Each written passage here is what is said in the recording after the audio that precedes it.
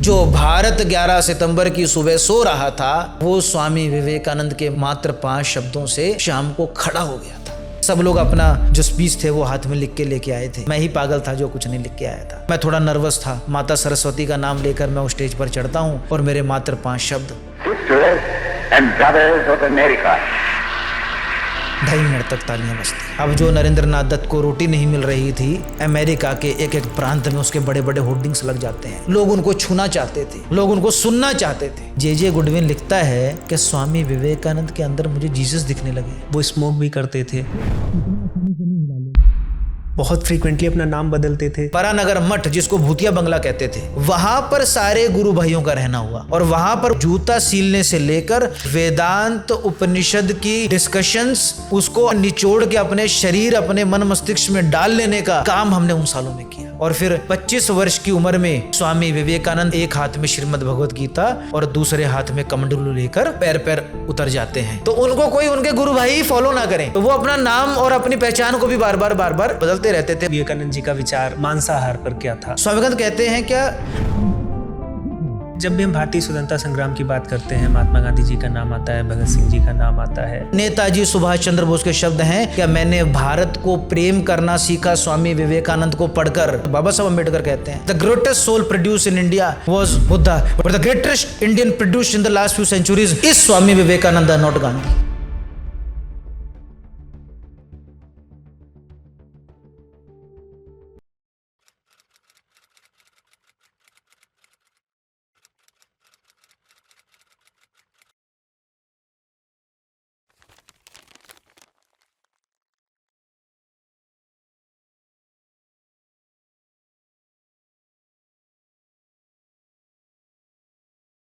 निखिल जी नमस्ते। जी नमस्ते।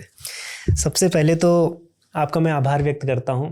आप बिज़ी रहते हैं, आपका एक बिज़ी स्केड्यूल है जिसमें आप स्वामी विवेकानंद जी के विचारों को लगातार निरंतर आप प्रसारित कर रहे हैं और 10 वर्षों का लगभग आपका अध्ययन है और उनके विचारों को उसी ओजस्वी वाणी में आप रखते हैं जितने वो विचार ओजस्वी हैं।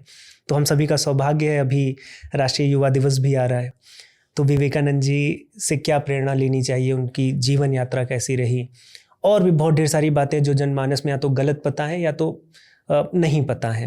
तो ये सब विषयों को आज मैं आपसे लेना चाहता हूँ।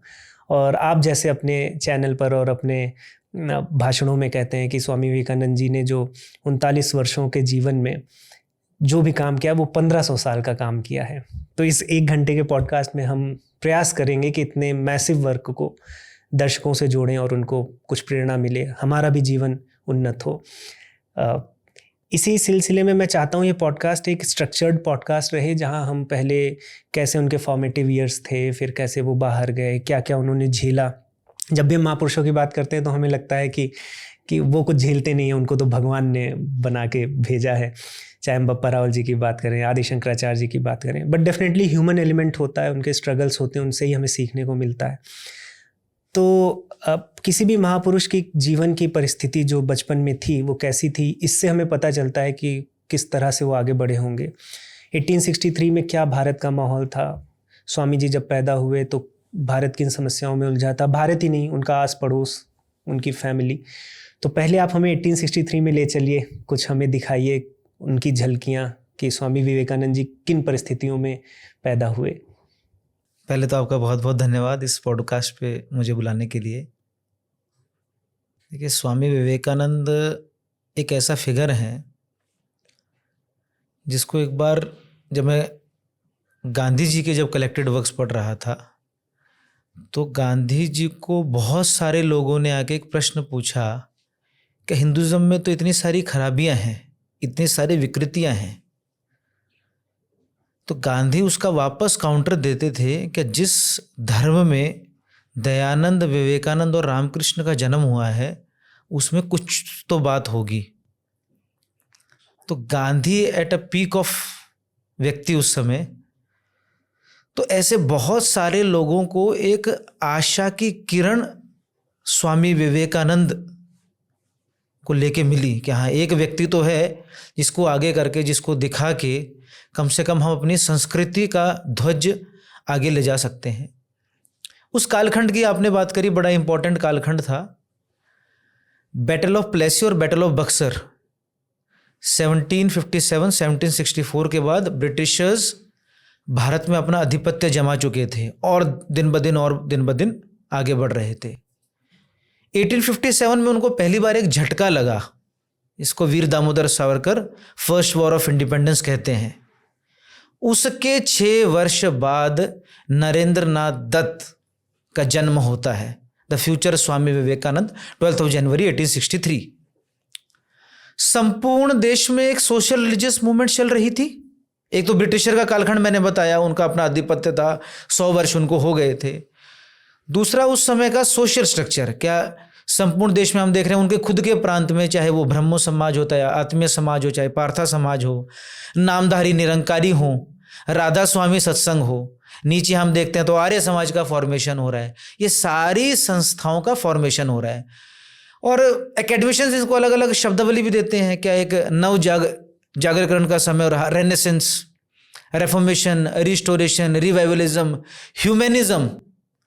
क्या भैया मानव को भगवान से ऊपर के दर्जा देने लग गए थे क्या? जब आप रिवाइवलिज्म की बात कर रहे हैं तो बैक टू द वेदास की बात हो रही है, क्या उसको रिवाइव करो। तो इस सारे कालखंड में नरेंद्र नाथ दत्त का जन्म होता है, माता भुवनेश्वरी देवी और पिता विश्वनाथ दत्त के घर। और नरेंद्र नाथ दत्त को साधारण शब्दों में मैं आपको बताऊं तो फिजिकली बड़ा फिट है, जिम्नेजियम में जाता है, western logic, Indian logic, western science, Indian science, western philosophy, Indian philosophy का ज्ञाता है। जो मनुष्य को मनुष्य नहीं समझता क्यों समझेगा? स्कॉटिश चर्च कॉलेज में पढ़ता है, प्रेसिडेंसी कॉलेज में पढ़ता है। तो ऐसा उनका उस समय का कालखंड, भारत गुलाम था, पराधीन था, उसका कुछ कुछ अंश स्वामी विवेकानंद के ऊपर हमको दिखता है, क्योंकि ब्रिटिशर्स का वहां पर हब था उस समय, तो कलकत्ता राजधानी थी। तो उसका भी एक बड़ा प्रभाव हमें स्वामी विवेकानंद के जीवन पे दिखता है। और फिर वो जो भारत माँ को उनकी बेड़ियों से निकालना है, ये कार्य के लिए फिर वो बाद में निकले।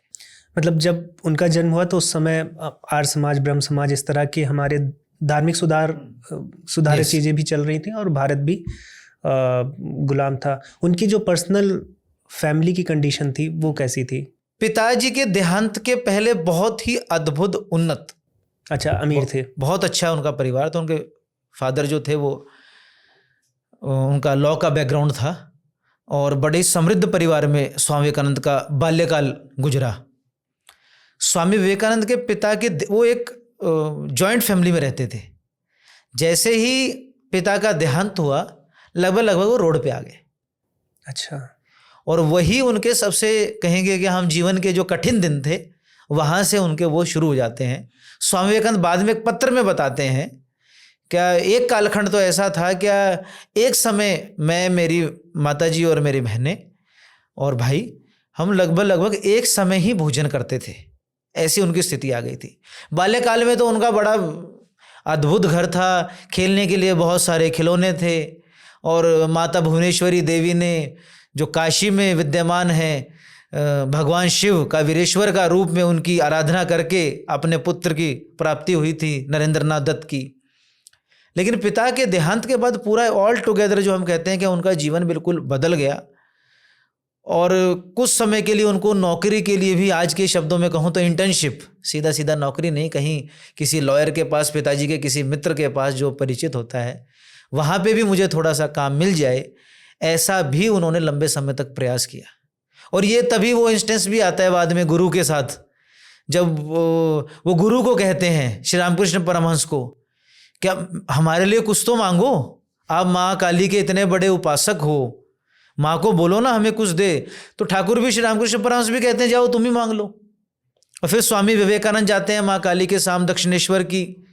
माँ काली का आज भी भव्य दिव्य रूप आज भी विद्यमान है। और माँ के सामने जाते हैं तो ज्ञान, भक्ति और वैराग्य, ये 3 चीज़ें ही मांग पाते हैं। फिर वापस जाते हैं गुरु के पास, बोले मांग लिया? बोले नहीं, मैं मांग नहीं पाया कुछ। तो बोले अच्छा आज नहीं मांग पा रहा, कल आइयो, कल मांग पाएगा शायद से। कल फिर आए, फिर माँ के सामने जाते हैं, फिर कहते हैं हे माँ, मुझे ज्ञान भक्ति और वैराग्य दे। फिर वापस जाते हैं, फिर पूछते हैं ठाकुर से, क्या कुछ मांग लिया? बोले नहीं, अभी भी नहीं मांग पाया। बोले चलो शाम को मांग लेना। फिर माँ के सामने जाते हैं, फिर कहते हैं हे माँ मुझे ज्ञान भक्ति और वैराग्य दे। फिर गुरु उनको आशीर्वाद देते हैं कि सफेद कपड़ा और चावल की कभी घर में कमी नहीं होगी। तो ऐसा समय स्वामी विवेकानंद ने अपने जीवन का देखा है। निखिल जी, अभी हमने ब्रह्म समाज की बात की, आर्य समाज की बात की, अभी रामकृष्ण परमहंस जी की आप बात कर रहे हैं। विचारधाराओं की आप बात करें, और जैसे अभी आपने बात की कि उनकी माता जी ने शिव जी से मांगा कि एक पुत्र दे, और इनफैक्ट मैंने कहीं पढ़ा कि वो बोलते हैं कि भगवान मांगा था कि एक भगवान रूपी पुत्र मिले और वो शैतान मिल गया। yes. जिस तरह की वो शैतानियाँ करते थे। ये भी लिखा जाता है कि वो बचपन से ही, चूँकि माता उनकी पूजा में थी, तो वो भगवान राम हुए या कृष्ण हुए, शिव जी हुए, इनके सामने बैठकर ध्यान लगाना माता से उन्होंने सीखा और किया। धीरे धीरे जब बड़े हुए, युवा हुए, तो ये भी आता है कि ब्रह्म समाज से भी वो जुड़े, और फिर रामकृष्ण परमहंस जी के पास जाते हैं तो मूर्ति पूजा वहाँ तो हो ही रही है काली माँ की।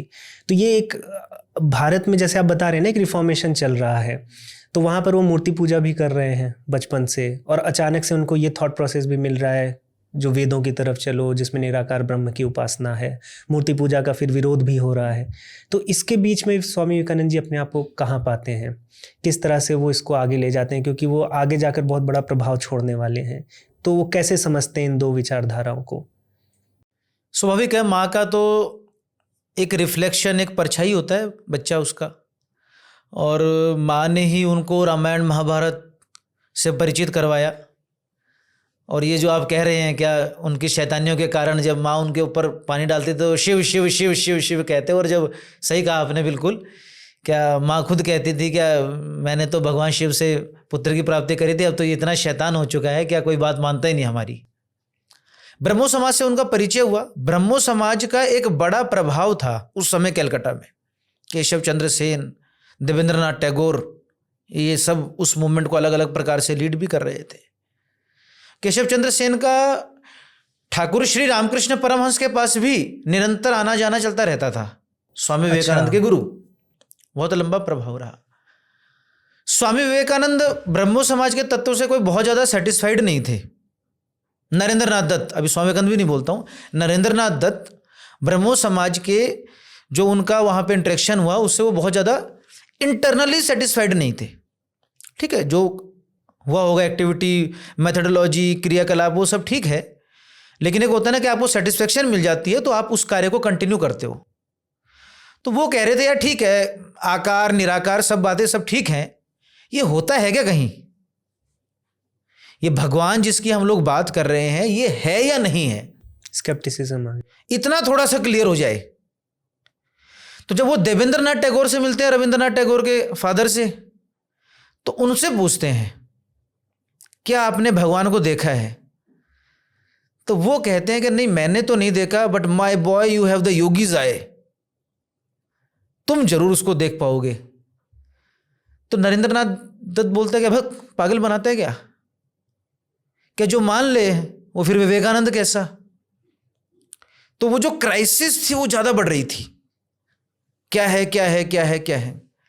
रेफरेंस में ऐसा बताया जाता है कि श्री रामकृष्ण परमहंस के पास नरेंद्रनाथ दत्त अपने भाई राम के माध्यम से जाते थे, कजन ब्रदर, अच्छा, जो कि केमिस्ट थे। अच्छा। बाल्यकाल में कभी एक दो बार चले गए, बट उस प्रकार से क्या कोई वो व्यक्ति है, उस प्रकार से कोई बहुत ज्यादा जानकारी नहीं। दूसरा रेफरेंस ऐसा है कि ठाकुर श्री रामकृष्ण परमहंस कलकत्ता शहर में आए थे, नरेन के पड़ोस में आए थे, नरेंद्रनाथ दत्त के पड़ोस में आए थे, सुरेंद्रनाथ मित्र के घर आए थे, उनका जो एक डिसाइपल थे, वहां पर एक गाना गाना था, तो नरेंद्रनाथ दत्त को पकड़ के लेके आए थे, भैया तुम अच्छा गाना गाते हो, क्योंकि स्वामी विवेकानंद बड़ा सुंदर गाना गाते थे, तो भाई तुम गाना गा दो। और तीसरा रेफरेंस जो बहुत प्रोमिनेंट है और हम सबको पढ़ाया भी जाता है, बताया भी जाता है प्रखरता से, क्या उनके एक टीचर विलियम हिस्टी वो ट्रांस पढ़ा रहे थे, तो समाधि पढ़ा रहे थे। तो एक है समाधि, इंटेलेक्चुअली मैं आपको समझाऊं कि भाई समाधि के ऐसे ऐसे पार्ट्स होते हैं, जो हमारा पतंजलि के भी जो, हाँ समाधि। और एक मैं आपको कहूं क्या समाधि अगर देखनी है तो तुम ऐसे ऐसे यहां से निकलो और पीतमपुरा मेट्रो स्टेशन जाओ और उसके नीचे कोई व्यक्ति समाधि लगाता है।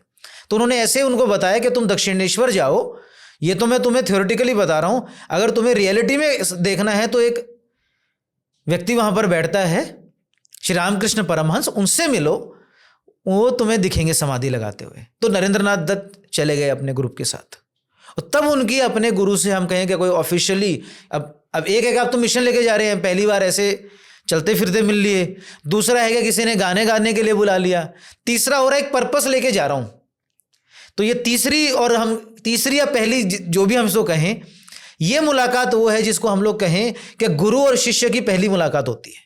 जब श्री रामकृष्ण परमहंस जी से पहली बार नरेंद्रनाथ दत्त मिले तो प्रश्न तो वही था कि ईश्वर होता या नहीं होता।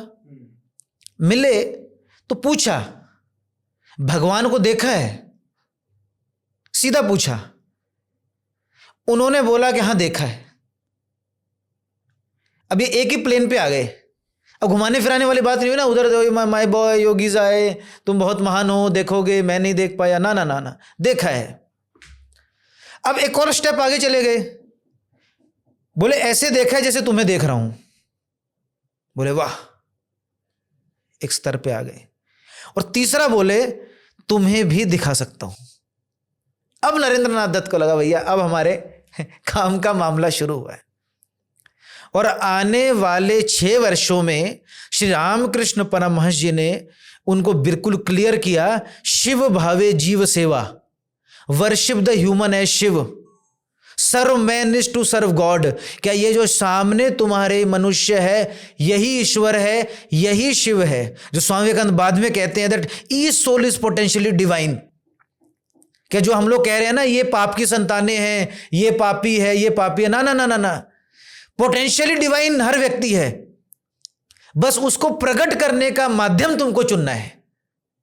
इतनी क्लैरिटी से उनको बताया, और इसी का तुमको काम करना है कि इस पूरी भारत भूमि पे जाओ और एक एक व्यक्ति को ये बताओ। और स्वामी विवेकानंद तो पूरी दुनिया को में ये फैला दिया, हर व्यक्ति को सिर्फ यही बताया कि तुम ईश्वर के, तुम अमृतस्य पुत्र हो, तुम किसी शैतान और किसी कमजोरी की या किसी पाप की संतानें नहीं हो। वो और उसी की तो सेवा करनी है। जो स्वामी विवेकानंद कहते हैं क्या, जिसको तुम लोग मनुष्य कहते हो वही तो भगवान है, वही तो ईश्वर है, वही तो शिव है। अगर उसमें शिव नहीं देख सकते तो तुम कहीं शिव नहीं देख सकते। और जो आपने बताया कि वो सुंदर गाते थे, अब बहुत कम लोगों को पता होगा कि वो उनकी म्यूजिक में भी पढ़ाई हुई थी और उनके फाइन आर्ट्स में का भी एग्जामिनेशन उन्होंने पास किया था। ये बहुत इंटरेस्टिंग पॉइंट था कि भारत में शायद बहुत कम लोगों को पता कि स्वामी विवेकानंद जी गायकी और वादन में भी बहुत अच्छे थे। स्वामी विवेकानंद 16 गुरु भाई थे, एक नहीं थे, 16 शिष्य थे। 16 शिष्य, सारे ब्रह्मचारी 16 शिष्य। स्वामी विवेकानंद, स्वामी अखंडानंद। कौन स्वामी अखंडानंद? आरएसएस के द्वितीय सरसंघचालक परम पूजनीय गुरु जी के गुरु। स्वामी ब्रह्मानंद, जिनके पास नेताजी सुभाष चंद्र बोस जाते हैं क्या मुझे संन्यास लेना है। स्वामी अभयानंद, जो वेदांत सोसाइटी और स्वामी विवेकानंद ने अमेरिका में शुरू करी थी, उसके कार्य को आगे बढ़ाते हैं। स्वामी शिवानंद, स्वामी तुरानंद, स्वामी अद्भुतानंद, स्वामी विज्ञानानंद, स्वामी योगानंद। ऐसे करके, जैसे हम कहते हैं ना कि हम तो सचिन की बात कर रहे हैं, वीरेंद्र सहवाग को तो भूल ही गए। सचिन ने कभी 300 नहीं किया टेस्ट मैचेस में, वीरेंद्र सहवाग ने 2 बार किया है। ऐसे रिकॉर्ड रखने वाले ये सारे लोग, ये 16 गुरु भाई का जो असेंस है उसमें से एक है नरेंद्रनाथ दत्त। क्योंकि गुरु ने जब अपना शरीर छोड़ना था तब उन्होंने कहा था कि नरेंद्र लोक शिक्षा देगा, नरेंद्र तुम सबका नेतृत्व करेगा। ये सबसे बड़ा काम नरेंद्र के सामने देके गए थे, और फिर नरेंद्र ने किया भी अपनी अद्भुत ताकत के साथ। इससे आपसी मनमुटाव कुछ शिष्यों के बीच में, कि जैसे आपने बताया कि सब टीम में सब साथ में हैं, उसके बाद एक को चुनना और बोलना कि आप पूरे विश्व में इस कार्य को आगे बढ़ाइए, तो जो और भी अदर्स 15 जो गुरु भाई हैं, तो ये सब साथ में मिलकर कार्य किए कि फिर मतलब अलग ही हो गए? जैसे रामकृष्ण मिशन बाद में बनता है तो सब साथ में ही थे कि अलग अलग अपना सब प्रारंभ किए? एक कहता है कि मूर्ति पूजा करो, स्वामी रामकृष्ण नंद, उन्हें अपना नाम ही, वो ठाकुर को इतना मानते थे श्री रामकृष्ण परमहंस जी को, जब उन्होंने अपना नाम भी बदला तो रामकृष्ण नंद रखा, गुरु का ही नाम रखा, गुरु का ही नाम रखा। और जब श्री रामकृष्ण परमहंस जी का महासमाधि हुआ तब सबसे पहला सब लोग अपने अपने घर चले गए। जो उनके गृहस्थ शिष्य थे श्री रामकृष्ण परमहंस जी के, वो बताने लगे क्या भाई देखो ठाकुर श्री रामकृष्ण परमहंस जी तो स्वयं कहते हैं क्या सब अपना घर गृहस्थी बनाओ और ये सब ठीक है, पूजा पर्वन अपना करते रहो, इसमें क्या दिक्कत है, ईश्वर की आराधना तो नित्य नूतन चिर पुरातन है, चलती रहेगी, कोई एक दिन का काम थोड़ी ना है। नरेंद्र नाथ दत्त का पहला टास्क ये होता है कि उन सबको वापस अपने घर से लेके आना और एकत्रित करना। अभी तक ये कोई बहुत बड़ा मूवमेंट थोड़ी ना बना, कौन जानता है, ये तो मूवमेंट का स्टार्टिंग भी नहीं हुआ अभी। नरेंद्र नाथ दत्त घर घर जाके एक एक को प्रेरित करके, माँ बाप नहीं भेजते हैं तो घर में बैठ जाते हैं, बोले नहीं इसको लेके जाऊंगा। इन सबको एकत्रित करके दक्षिणेश्वर से थोड़ा सा दूर जाकर एक सस्ती जगह, बिल्कुल बरानगर मठ जिसको भूतिया बंगला कहते थे, 10 पैसे में ऐसे कुछ वो जगह मिली थी, वहां पर सारे गुरु भाइयों का रहना हुआ। और वहां पर वो बताते हैं कि जूता सीलने से लेकर वेदांत उपनिषद की डिस्कशंस, उसको अपने निचोड़ के अपने शरीर अपने मन मस्तिष्क में डाल लेने का काम हमने उन सालों में किया। एक पूर्ण वस्त्र था, वो एक वस्त्र पहन के एक गुरु भाई जाता था बाहर चावल की भिक्षा लेने, बाकी सभी लंगोट में वहां पर पूरे दिन तप साधना का अभ्यास करते थे। और फिर उसके बाद जब नरेंद्र नाथ दत्त को लगा कि भाई एक बड़े वृक्ष के ऊपर नीचे अन्य वृक्ष पैदा नहीं होते, जब एक बड़ा वृक्ष हो जाता है मुझे ये छोड़ना पड़ेगी ये स्थान, ये इनकी भी भलाई है मेरी भी भलाई है, और माँ भारती का काम करना है तो कलकत्ता से नहीं होगा, इस भारत को देखना पड़ेगा जिस भारत के लिए मुझे काम करना है।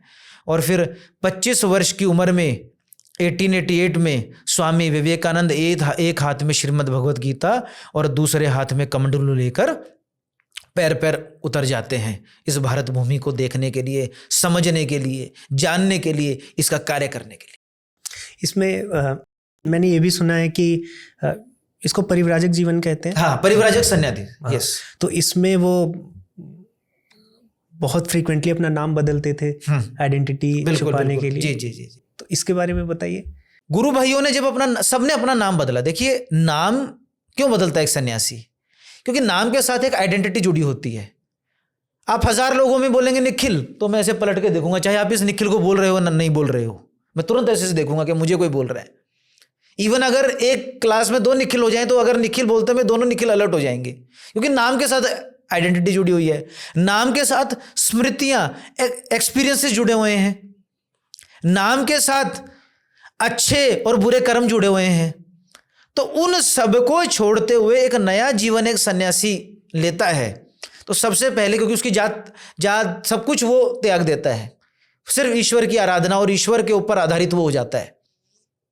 तो वो सब कुछ छोड़ते हुए नरेंद्र नाथ दत्त ने जब अपना नाम रखा तो उन्होंने अपना नाम रखा स्वामी विविदिशानंद।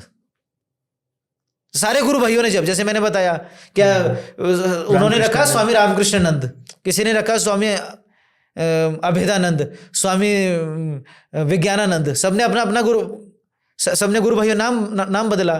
तो विवेकानंद जी ने अपना जो उनका सबसे पहला नाम रहा वो स्वामी विविदिशानंद। अच्छा। फिर वो भ्रमण पे निकले। परिव्राजक सन्यासी वो होता है जो 3 दिन से ज्यादा एक पर्टिकुलर स्थान पे नहीं रहता, मतलब इस कमरे में नहीं रहेगा, फिर ये जगह छोड़ देगा।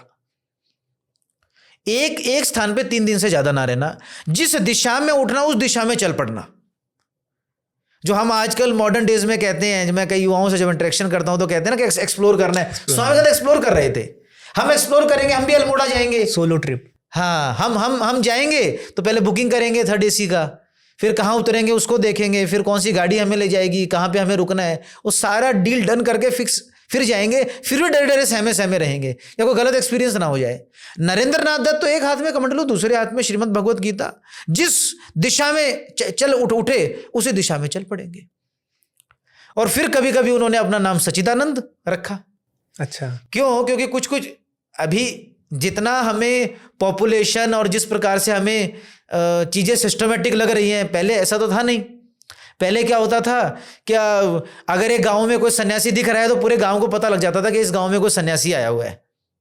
इवन शहर में अगर कोई 2-3 दिन रह ले तो शहर को भी पता लग जाता था कि कोई व्यक्ति आया हुआ है, ऐसा करके। और स्वाभाविक सन्यासी तो गेरो वस्त्र भी हैं, तो उनको कोई उनके गुरु भाई फॉलो ना करें। अच्छा। हाँ, पीछे ना आ जाए। तो वो अपना नाम और अपनी पहचान को भी बार बार बदलते रहते थे। वो काशी जाते हैं।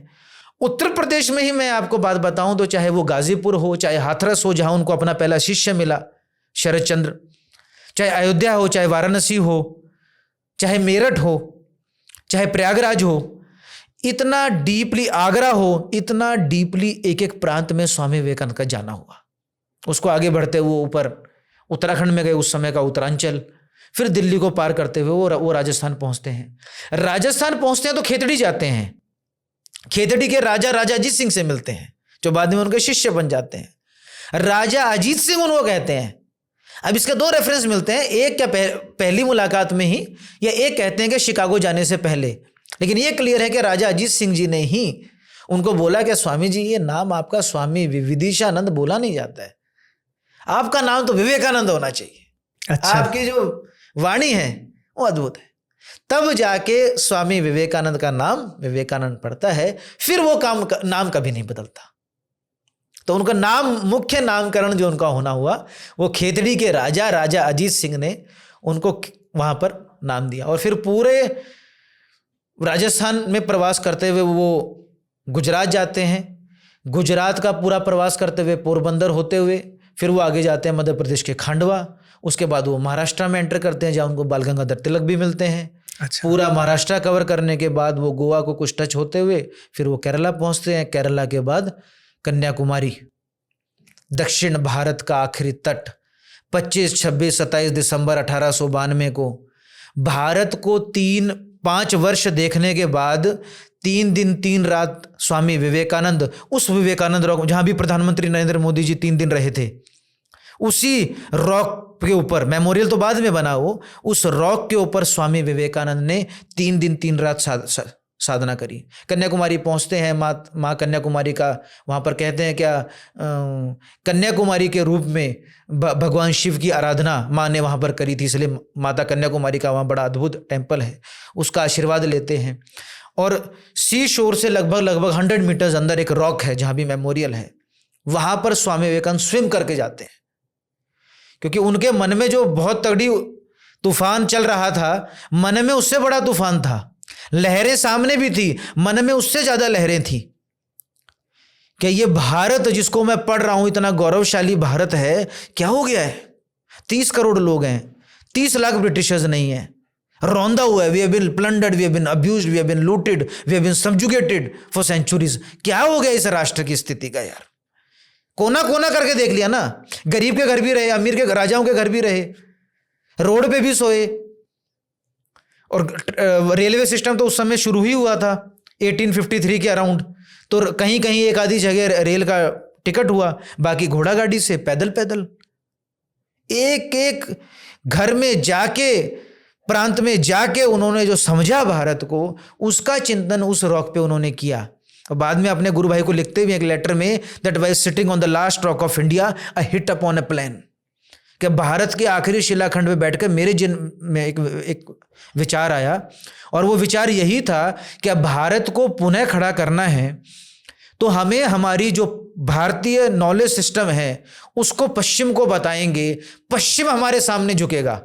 ये देखिए मतलब क्या नरेंद्र नाथ दत्त में क्या ताकत होगी कि पश्चिम को मैं झुकाऊंगा। पश्चिम जब भारत की तारीफ करेगा, पश्चिम के लोग जब यहाँ के सेवा करेंगे, तो हमें शायद से वापस आएगा और हमारी शायद से जो भारत माता जिन अंग्रेजों की बेड़ियों से जकड़ी हुई है, उससे हम मुक्त हो पाएंगे। निखिल जी, अब लगभग ये भाग समाप्ति पर है, हम शिकागो की तरफ बढ़ने वाले हैं। एक और इम्पॉर्टेंट क्वेश्चन जो मेरे दिमाग में आता है कि हम सभी, और बचपन में जब भी हम पुस्तक पढ़ते हैं, स्वामी विवेकानंद जी के बारे में पढ़ते हैं, तो शिकागो की स्पीच है, वो ओपनिंग लाइंस हैं, ये तो हमने पढ़ा ही है। अब जब बड़ा हुआ हूँ तो जब चीज़ों को समझने का एक समझ लीजिए एक ढंग आया है, तो उसमें ये समझना मेरे लिए मुश्किल हो जाता है कि उन्होंने सुना होगा वर्ल्ड पार्लियामेंट ऑफ रिलीजन्स के बारे में, लेकिन वो अपने आप में एक कॉन्फिडेंस होना, क्योंकि देश में तो धर्म के बड़े बड़े प्रचारक रहे होंगे, बड़े बड़े विद्वान रहे होंगे, और अभी ये तो फॉर्मेटिव ईयर्स हैं विवेकानंद जी के, उन्होंने अपना संन्यास प्रारंभ भी किया है, 4-5 साल हुआ है। क्या उन्होंने सोचा होगा कि मैं जाऊंगा और मैं सनातन धर्म को रिप्रेजेंट करूंगा, देश के धर्म को रिप्रेजेंट करूंगा? कैसे उनको ये पता चला, कैसे उनके मन में ये भाव आया, और ये यात्रा कैसी रही अमेरिका तक पहुंचने की, इस पर हमें ले चलिए।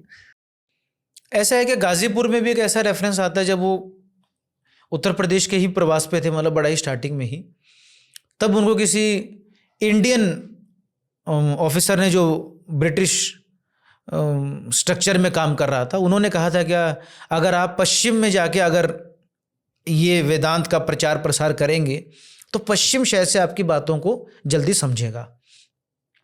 जब वो काठियावाड़ पहुंचते हैं गुजरात में, तब उनको स्पेसिफिकली वर्ल्ड पार्लियामेंट रिलीजन्स के बारे में पता लगता है, गुजरात में। उसके बाद मध्य प्रदेश के खांडवा में जब जाते हैं तो वो और पक्का होता है कि वर्ल्ड पार्लियामेंट रिलीजन्स हो रहा है, कुछ ऐसा चल रहा है। फिर जब वो आगे पहुंचते हैं तो अलसिंगा पेरुमल स्वामी विवेकानंद के एक शिष्य रहे। अलसिंगा पेरुमल राजा ने घर घर जाके पैसे इकट्ठे करना, राजा अजीत सिंह, मैसूर के राजा, इन सबके प्रयासों से स्वामी विवेकानंद को प्रेरित करना कि आपको वर्ल्ड पार्लियामेंट ऑफ रिलीजन्स में जाना है। अब वो क्या हो रहा है वो भी बहुत ज़्यादा तय नहीं था, क्या डेट्स हैं, बहुत स्पेसिफिक डेट्स हैं, एक मोटा मोटा पता था इस कालखंड में है, जुलाई, अगस्त, सितंबर में हो जाएगा, ऐसा करके उनको कुछ एक क्लैरिटी थी। वर्ल्ड पार्लियामेंट रिलीजन्स क्यों हो रहा था? 1492 क्रिस्टोफर कोलंबस ने अमेरिका को डिस्कवर किया था। हम नहीं मानेंगे, रेड इंडियंस वहां पहले से ही रहते थे, अमेरिकन्स मानते हैं। 1492 1892, अच्छा, उस घटना को 400 वर्ष पूर्ण हो रहे थे, इसलिए एक कोलंबियन एक्सपोजिशन का ऑर्गेनाइज किया जा रहा था, जैसे हम कहते हैं एक फेस्टिवल, एक बड़े तौर पर, जिसका सिर्फ एक सेक्शन ये था वर्ल्ड पार्लियामेंट रिलीजन्स। इसमें साइंस सेक्शन भी था। हाँ, टेस्ला उसमें थे। स्वामी विवेकानंद ने वहां पर 5 लेक्चर्स दिए हैं, साइंस वाले में भी। तो स्वामी विवेकानंद उस वर्ल्ड पार्लियामेंट रिलीजन्स में सिर्फ पार्टिसिपेट करने के लिए, क्या मैं वहां जाता हूं तो जो मुझे यहाँ भारतीय धरोहर है इसका परिचय मैं वहां पे करवाऊंगा। और इन सब लोगों के प्रयास के साथ 31 मई 1893 को, आज की मुंबई उस समय के बॉम्बे से, स्वामी विवेकानंद स्टीमर लेते हुए कोलंबो के रास्ते जाते हुए, और फिर जापान, पहले चाइना के कुछ पार्ट में वो गए, उसके बाद जापान, और वो बीच में हमें कहानी पता ही है क्या, जमशेदजी टाटा के भी उनसे मुलाकात होती है, वो विदेश में कुछ इन्वेस्ट करने के लिए जा रहे होते हैं। वो कहाँ मिलते हैं? वो मिलते हैं उनको जापान के रास्ते में। अच्छा, वैंकूवर। अच्छा, हाँ, आगे जाते हुए वैंकूवर और इसके बीच में एक ही स्टीमर में साथ में थे दोनों। तब उन दोनों का एक संवाद होता है। क्या होता है? संवाद ये होता है कि स्वामी विवेकानंद ये वो उनको बता रहे होते हैं, क्या भाई मैं पश्चिम में जा रहा हूँ और इस वहाँ का जो साइंस है उसको हम लोग आगे देखते हैं कैसे कार्य करना है। स्वामी विवेकानंद उनको उल्टा कहते हैं, क्या हम भारत में हमको इन्वेस्ट करना चाहिए, भारत में हमें कुछ ऐसा कार्य शुरू करना चाहिए। और फिर वो मुलाकात समाप्त हो जाती है। बाद में स्वामी विवेकानंद बहुत प्रसिद्ध हो जाते हैं। फिर बाद में जमशेदजी टाटा अपने हाथ से एक पत्र लिखते हैं 1898 को। स्वामी विवेकानंद 1897 में भारत वापस आ जाते हैं।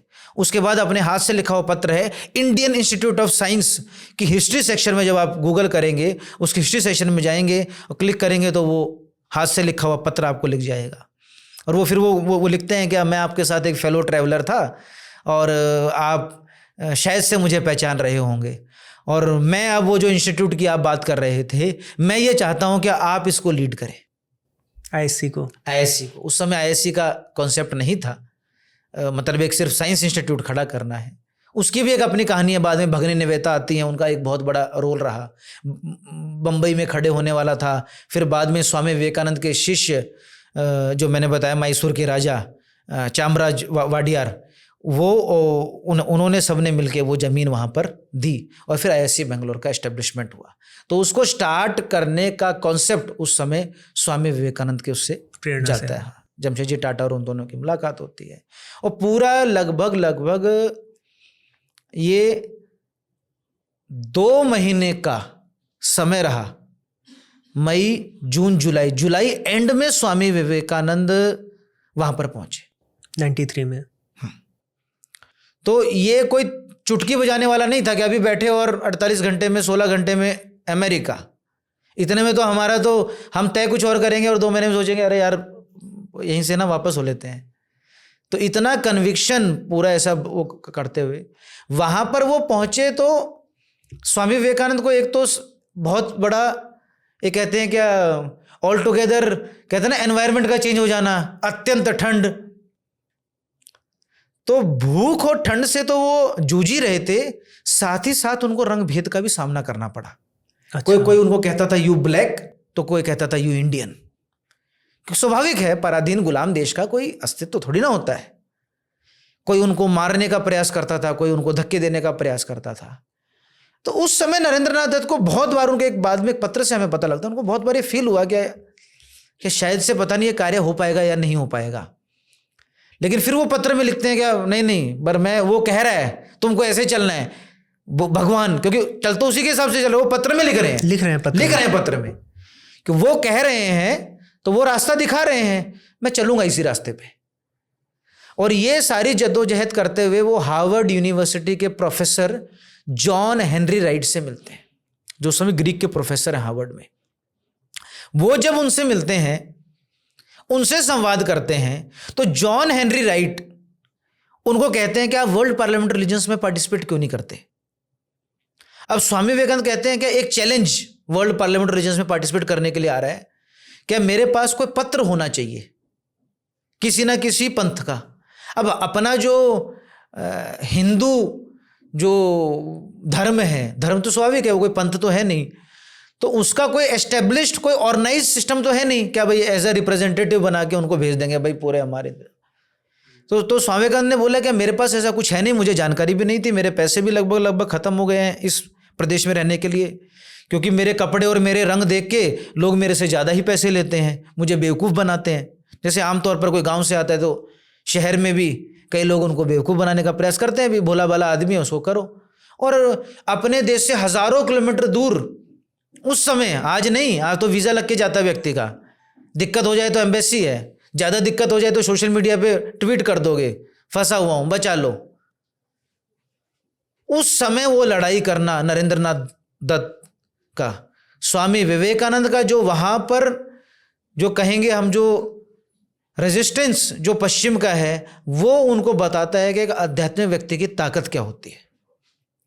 और अब वो जब जॉन हेनरी राइट से मिलते हैं, तो जॉन हेनरी राइट उनको कहता है कि स्वामी विवेकानंद, आपके लिए पत्र लिखना ऐसा होगा जैसे सूर्य को रोशनी दिखाना जैसा हो।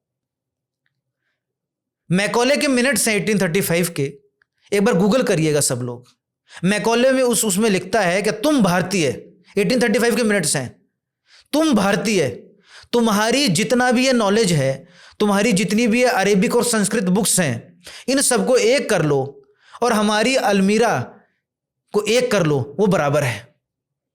अब यहां पर जॉन हेनरी राइट, हार्वर्ड का प्रोफेसर, वो जब स्वामी विवेकानंद से मिलते हैं, तो वो वर्ल्ड पार्लियामेंट रिलीजन्स में जॉन बैरोज को लिखते हैं, जो चेयरमैन है वर्ल्ड पार्लियामेंट रिलीजन्स का, कि तुम्हारे सारे प्रोफेसर्स को एक कर लो और ये भारत से जो आया है विवेकानंद, इसको एक कर लो, वो बराबर है। वो ताकत स्वामी विवेकानंद में थी। और फिर वो जाते हैं वर्ल्ड पार्लियामेंट रिलीजन्स में, और फिर वो आता है वो ऐतिहासिक दिन 11 सितंबर 1893। सी 11th of September 1893 was not only an individual achievement, वो कोई व्यक्ति की अचीवमेंट नहीं थी, it was a national victory. जो भारत 11 सितंबर की सुबह सो रहा था, वो स्वामी विवेकानंद के मात्र 5 शब्दों से शाम को खड़ा हो गया था। अभी चलना और दौड़ना बाकी था, तो स्वामी कहते हैं ना, उठो जागो, उठ गया था, जागृत होना बस बाकी था, सिर्फ मात्र स्वामी विवेकानंद की एक स्पीच से। और ये भी हम कह सकते हैं कि 19वीं शताब्दी की वो सबसे एक प्रमुख घटना बन जाती है। तो स्वामी विवेकानंद अपने यही शिष्य जो मैंने पहले बताया था, अला सिंगा पेरुमल को एक पत्र में लिखते हैं, 2 नवंबर 1893 को पत्र है। क्या बार बार बोला जा रहा था मेरा नाम, मैं डर रहा था, और सामने स्टेज पर बैठे थे दुनिया के सारे पंथों के लोग, चाहे उसमें जुडाइज्म हो, चाहे कन्फ्यूजनिज्म हो, चाहे ताओ हो, चाहे इस्लाम हो, चाहे प्रोटेस्टेंट हो, चाहे कैथोलिक हो, हर पंथ के व्यक्ति वहाँ पर बैठे हैं। और दुनिया के सबसे प्रबुद्ध 7,000 लोग उस आर्ट गैलरी में वहाँ पर बैठे हैं, शिकागो की, और वहाँ पर बार बार बोला जा रहा है और मैं थोड़ा नर्वस था। सब लोग अपना जो स्पीच थे वो हाथ में लिख के लेके आए थे, मैं ही पागल था जो कुछ नहीं लिख के आया था।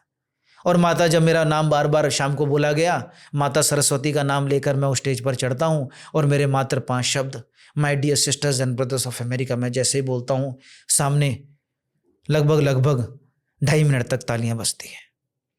और जो नरेंद्र नाथ दत्त, स्वामी विवेकानंद, जो कल तक कुछ भी नहीं थे, अगले दिन बड़ी बड़ी होर्डिंग्स आती हैं न्यूज़पेपर्स में, a Hindu monk with bright eyes, rumbling voice, masculine body and a perfect English.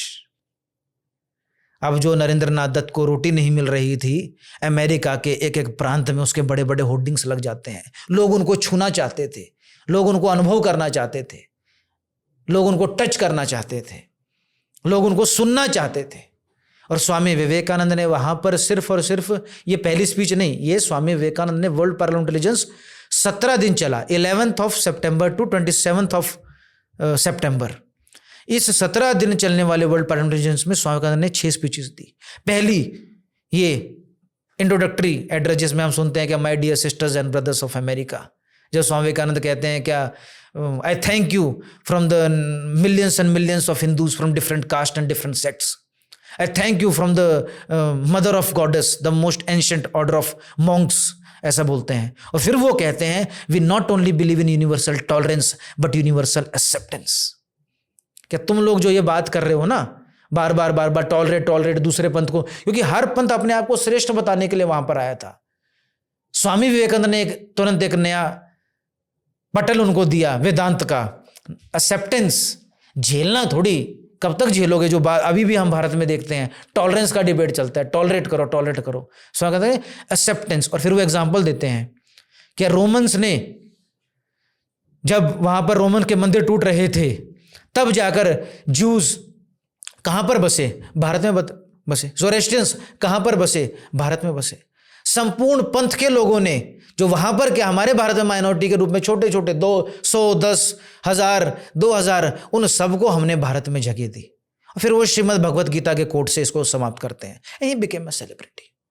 आने वाले लेक्चर्स में तो ऐसे होने लगा कि उनका लेक्चर सबसे लास्ट में रखने लगे कि सिर्फ स्वामी विवेकानंद को सुनने के लिए लोग पूरे दिन वर्ल्ड पार्लियामेंट इंटेलिजेंस में बैठे रहेंगे, मात्र थोड़ी देर उनको सुनने के लिए। तो पहला ये वेलकम एड्रेस, दूसरा व्हाई वी डिसएग्री, तीसरा द पेपर ऑन हिंदुइज्म, सबसे इंपॉर्टेंट लेक्चर जो स्वामी विवेकानंद का वर्ल्ड पार्लियामेंट ऑफ रिलीजन्स में रहा, जो सबको पढ़ना चाहिए, द पेपर ऑन हिंदुइज्म। चौथा Buddhism, the fulfilment of Hinduism. क्या जो बुद्धिज्म है इसको अलग अलग मत देखो। हमारे पंथ में कुछ कमी थी, हमारे पंथ का हमारे धर्म में कुछ कमी थी, उसमें से एक पंथ निकला, उसने कुछ चीज़ों को बतला कि भाई इसको ठीक कर सकते हैं, ऐसे कर सकते हैं, उसने शुरू किया। वो कहते हैं Buddha was the rebellious child of Hinduism. होता है ना, घर में एक थोड़ा रेबल होता है, कुछ कमी है तो वो बच्चा पूरा कर देता है। और फिर कंक्लूडिंग एड्रेस, इस प्रकार के स्वामी विवेकानंद के सारा वहां पर वर्ल्ड पार्लियामेंट ऑफ रिलीजन्स में एक बड़ा प्रचार प्रसार हुआ। स्वामी विवेकानंद से मीडिया के लोग पूछते हैं, Swami Vivekananda, what was that 5 English words, sisters and brothers of America, and 7,000 people applauding for almost 2.5 minutes. Was that a mystery, a magic or yoga? Swami Vivekananda says, no magic, no mystery, no yoga. From last 14 years, I have not allowed a single bad thought, a single negative thought to enter into my mind. ये स्वामी विवेकानंद के ब्रह्मचर्य की ताकत थी जो कि Chicago में उन्होंने प्रकट करी। नहीं तो हमारे जैसा कोई व्यक्ति होता तो क्या करता है, यार कल तक जो मुझे ब्लैक और कह रहा है, इंडियन कह रहा है, अब स्टेज मिला है, पहले तो इनकी बेइज्जती करता हूँ आधे घंटे, तो स्टेज तो मिल ही गया है, इनको बताता हूँ तुम इतने खराब हो। लेकिन हृदय से मानते थे ना Vedanta, that we all are interconnected, interrelated, interdependent, अलग नहीं हम सब लोग, वही बताया उनको। वैष्णव ने तो सुना भी नहीं होगा क्या दूसरे पंथ का या कोई दूसरा व्यक्ति भाई बहन के रिश्ते से भी किसी को देख सकता है। ये पश्चिम के सामने का नया आउटलुक था और फिर पश्चिम उनके सामने झुक गए। गूज़बम्प्स आ गए हैं, मतलब भयंकर उस माहौल में हम लोग पहुंच गए। एक चीज़ इसमें, अभी तो हम स्वामी विवेकानंद जी, अभी उनकी प्रसिद्धि हुई है, 6 स्पीचेस उन्होंने दी है, फिर से शायद वो अमेरिका जाएंगे, उस पर हम चर्चा करेंगे। क्या यहाँ पर ये कहना सही है कि Swami Vivekananda was the first person who took Vedanta to America, और उसके बाद जो एक आप कह सकते हैं एक चेतना जगी वेस्ट में भी, आध्यात्मिक लहर उठी, तो उसमें फिर योगानंद परमहंस जी हैं, स्वामी चिन्मयानंद जी हैं, और एक वेव भारत से वेस्ट में गई और वेदांत को फैलाई। या इसके पहले भी वेदांत इस प्रकार से भारत से बाहर गया जिस प्रकार विवेकानंद जी ले गए? इस प्रखरता से वेदांत को ले जाने वाले वो पहले प्रचारक थे, पहले हिंदू थे, पहले सनातनी थे, पहले सन्यासी थे, स्वाभाविक है। सिर्फ और सिर्फ अमेरिका में ही नहीं, स्वामी विवेकानंद 3.5 वर्ष पश्चिम में रहे। उसके बाद 31 मई को जब निकले थे 3.5 वर्ष पश्चिम में रहे। 26 में भारत नहीं आया? नहीं। अच्छा। अमेरिका का एक एक प्रांत, England, Germany, France, Switzerland, Constantinople तक वो भारतीय संस्कृति का प्रचार प्रसार करके आए 3.5 वर्षों में। और आने वाले समय में उनके, क्योंकि वो एकदम सेलिब्रिटी बन गए, अमेरिका के एक एक प्रांत में उनके लेक्चर्स स्टार्ट होने लगे। फिर क्लासेस शुरू हुई, या कहीं कहीं अलग से क्लासेस देना उन्होंने शुरू किया। और फिर उन्होंने वेदांत सोसाइटी की भी वहाँ पर स्थापना करी। अच्छा, जो आज वेदांत सोसाइटी ऑफ न्यूयॉर्क है। यस। और फिर वहाँ से उनको बार बार बुलावा आ रहा होता है लंदन से। कौन लंदन? जो भारत पे राज कर रहा है, वो अब एक भारतीय को बुला रहा है, आओ कुछ बताओ हमें। फिर अगले वर्ष स्वामी विवेकानंद 1895 में पहली बार इंग्लैंड जाते हैं। फिर इंग्लैंड के बाद अन्य सारे प्रांतों में होते हुए फिर वो भारत 3.5 वर्ष के अपने प्रचार प्रसार के बाद आते हैं। वेस्टर्न माइंड पे उनका प्रभाव आप समझिए। उनकी एक शिष्या रही सिस्टर क्रिस्टीन, जो बाद में भारत में भी आती है, भारत में सेवा का कार्य में लगती है, स्कूलों को शुरू करती है। सिस्टर क्रिस्टीन कहती है कि हमने भारत को देखा नहीं था। स्वाभाविक है, गूगल उस समय था नहीं, जो सुना था सब कुछ गलत ही सुना होगा। पराधीन देश है, सांप सपेरों का देश है। सिस्टर क्रिस्टीन कहती है, our love for India came to birth when we first heard Swami Vivekananda saying the word India. 5 letters. So much love, so much passion for the country. कि the moment हमने India सुना स्वामी विवेकानंद को, हमें ये लगा यार कुछ तो होगा उस देश में, जब ये व्यक्ति इस प्रकार से बोल रहे हैं। और बाद में वो बताती हैं that millionaires and billionaires were happy to sit on his feet only to learn Shrimad Bhagavad Gita, only to learn Upanishads, Puranas and the Vedas. करोड़पति लोग उनके चरणों में बैठ के वेदांत, श्रीमद् भगवत गीता, उपनिषद के लेक्चर्स लेने को तैयार थे। वो प्रभाव उनका पश्चिम में रहा। फिर चाहे उस समय के एलन मास्क और बिल गेट्स बताएं, जॉन रॉकफेलर हों, उस समय के सबसे अमीर व्यक्ति हों, या उस समय के बड़े बड़े साइंटिस्ट, चाहे वो निकोला टेस्ला हों, वो स्वामी विवेकानंद के, निकोला टेस्ला का तो ऐसा था वो अपनी लैब से कभी बाहर ही नहीं निकलते थे, लेकिन स्वामी विवेकानंद के वेदांत के लेक्चर्स को अटेंड करने के लिए वो अधिकतर जाते थे स्वामी विवेकानंद के पास। और ये मैं नहीं कह रहा हूँ, टेस्ला मेमोरियल सोसाइटी को आप इंटरनेट गूगल करिएगा, उनकी सोसाइटी ने ये सब वर्णन किए हैं। ये कोई विवेकानंद जी के मात्र साहित्य से नहीं बता रहा हूँ, उनकी सोसाइटी के लोगों ने इस पे पेपर लिखे, रिसर्च करवाई कि स्वामी विवेकानंद और निकोला टेस्ला के बीच में क्या क्या संवाद हुआ। एक फ्रेंच एक्ट्रेस थी सारा, तो उन्होंने स्वामी विवेकानंद को, वो दोनों की कॉमन फ्रेंड थी, निकोला टेस्ला की भी और स्वामी विवेकानंद को वहाँ पे मिली, स्वामी विवेकानंद की वो शिष्या ही बन गई, मित्र हो गई। तो उन्होंने स्वामी विवेकानंद को निकोला टेस्ला से मिलवाया। और स्वामी विवेकानंद क्या अद्भुत, वो मैं आपको, मेरी पुस्तक में भी वो चार्ट है, मैं आपको दिखाऊंगा, वो चार्ट आप दिखाइएगा कैसे वो बताते हैं क्या आकाश और प्राण जो है वो एनर्जी और मैटर को कैसे वो रिलेट करते हैं। तो ऐसा कार्य स्वामी विवेकानंद टेस्ला को दे के गए थे। तो ये हमें, और ये सिर्फ निकोला टेस्ला तक नहीं, बाद में जगदीश चंद्र बोस, उनकी लाइफ में भी स्वामी विवेकानंद की शिष्या भगनी निवेदिता का। तो ये सारी मूवमेंट को हम आइसोलेशन में नहीं देख सकते। वो बाद में चाहे स्वतंत्रता आंदोलन में हो, उस समय के साइंटिस्ट में हो, चाहे स्पिरिचुअलिटी में हो, चाहे सोशल रिवाइवल हो, चाहे भारत में जो विकृतियां हैं उसको समाप्त करना हो, हर प्रकार से, क्योंकि इंडिया विल राइज, भारत उठेगा तो विश्व का कल्याण होगा, इसलिए भारत को तो उठाना ही पड़ेगा ना। तो उसके लिए इन्होंने अपने पूरा जीवन लगा दिया। फिर भारत आते हैं, अब अभी तो प्रसिद्ध हो गए हैं, स्वामी विवेकानंद जी का नाम हो गया है। अब भारत में फिर रामकृष्ण मिशन की भी स्थापना करते हैं, और फिर खुलकर जैसे वो अंधविश्वास के अगेंस्ट भी बोलते थे, अगर कहीं हिपोक्रेसी हो रही है तो उसके अगेंस्ट भी बोलते थे, तो उनके फिर दुश्मन भी बने होंगे। तो इस तरह का कुछ है जो उन पे कोई आघात हुआ हो? बड़ी दुश्मनी तो पश्चिम में हुई। अच्छा, देखिए सक्सेस कभी अकेला नहीं आता गुरु, सक्सेस हेट्रेट और जेलसी के साथ आता है। आप कहोगे सक्सेस अकेला आ जाए, वो अकेला नहीं, वो 2 BHK है, 1 BHK नहीं है, वो 2 BHK में ही आएगा आपके साथ। जैसे सक्सेस आया पश्चिम में, स्वामी विवेकानंद का नाम हुआ, वैसे ही एक इनहेरेंट जेलसी पश्चिम के एक ग्रुप के सामने आ गई। क्यों आ गई? वेस्ट से भारत में क्रिश्चियन कन्वर्जन के लिए प्रचारक भेजे जाते थे, लोगों को भेजा जाता था, उनको बताया ये जाता था कि भारत जाओ, भारत में अज्ञानता है, गरीबी है, कुछ भी नहीं है, उनको जाओ और उनको धर्म सिखाओ। वो भारत आते थे, भारत आके क्या करते थे, ये मेरे शब्द नहीं है, स्वामी विवेकानंद के शब्द हैं, कि तुम भारत में जाते हो, हमारे एक भगवान को की एक मूर्ति को पकड़ते हो हैं, और एक पानी की बाल्टी उठाते हो और उसमें भगवान को डाल देते हो और कहते हो अरे देखो देखो देखो तुम्हारा भगवान तो डूब रहा है, वो खुद को नहीं बचा पाया। ऐसा तुम हमारे लोगों को बता के और कन्वर्ट करने का प्रयास करते हो, तुमको शर्म आनी चाहिए। भारत को इसीलिए उन्होंने वर्ल्ड पार्लियामेंट रिलीजन्स में लेक्चर भी दिया था, religion not the crying need of India. Bharat में धर्म की कमी नहीं है। Bharat arise India, awake India, conquer the world with your spirituality. Bharat को तो स्पिरिचुअलिटी से संपूर्ण विश्व को अपने कदमों में लेके आएगा, वो भारत है। तो जो क्रिश्चियन मिशनरीज को अमेरिका में 100 रुपये मिलते थे, कंपैरिजन में मैं आपको बता रहा हूँ, 100 रुपये मिलते थे, वो लगभग 90% कम होके मात्र 10 रुपये पे आ गया। तो जब आपकी फंडिंग खत्म हो जाएगी तो आप क्या करोगे? जो व्यक्ति, क्योंकि जिससे वो फंडिंग लेने जाते वो कहते हैं यार ऐसा अद्भुत व्यक्ति हैं लोग भारत में, तुम कहाँ बात कर रहे हो, वहाँ क्यों आप पैसा मांग रहे हो उस देश में कन्वर्जन के लिए। और ये अमेरिकन्स और मैं ब्रिटिशर्स की बात कर रहा हूँ, वो कहते हैं कि if you have more such Vivekananda like him please send to America and England, कि अगर ऐसे और विवेकानंद और हैं अगर भारत में तो मैं हाथ जोड़ते हैं, आप प्लीज़ आप हमारे देश में इनको भेज दीजिए।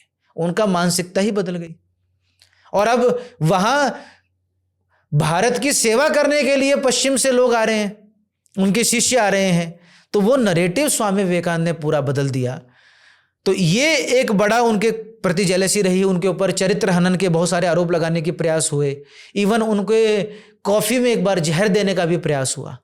इस प्रकार के बहुत सारे कष्ट स्वामी विवेकानंद ने सहे पश्चिम में। लेकिन जो कहते हैं ना कि जो व्यक्ति अपने चरित्र का पक्का होता है और जो ईश्वर के लिए ही कार्य कर रहा है, उसको ना मृत्यु से डर है, ना किसी का भय है, ना कोई लालच है, तो स्वामी विवेकानंद उससे लड़ पाए। और इसमें एक वैसे तो 1-2 कंट्रोवर्शियल प्रश्न भी हैं, लेकिन मैं यहाँ पूछना चाहता हूँ कि जैसे चरित्र पर आप बता रहे हैं, लगता है फिर उनके ही कुछ पत्र या लेटर से मिलता है, मैं रेफरेंस देखूंगा, इसमें लगाऊंगा कि वो स्मोक भी करते थे। इनफैक्ट बचपन में केशव चंद्र सेन जी की हम बात कर रहे थे, तो उनका एक मैंने ये विकिपीडिया पे पढ़ा है कि बैंड ऑफ होप था, तो उसमें वो स्मोकिंग और ड्रग्स और लीकर के अगेंस्ट भी कैंपेनिंग और अवेयरनेस फैलाते थे। तो यहाँ पर इस चीज़ को आप कैसे देखते हैं, उनके व्यक्तिगत जीवन की ये जो चीज़ें हैं, क्या ये सही है या ये लेटर फेक हैं, या इस पर आपका क्या मत है? नहीं, कोई ऐसा क्या नाम है अल्कोहल वाला तो कोई ऐसा मैंने रेफरेंस देखा नहीं है। हाँ। स्वाभाविक है, क्या हुक्का का जो परंपरा है कलकत्ता में, उसका सेवन स्वामी विवेकानंद करते थे। अच्छा। हाँ, लेकिन उनका जब हम लोग भोजन के विषय में या इस प्रकार की कोई चर्चाएं करते हैं तो ये हमको क्लैरिटी रहे, क्या वो किसी चीज़ के आदी नहीं थे।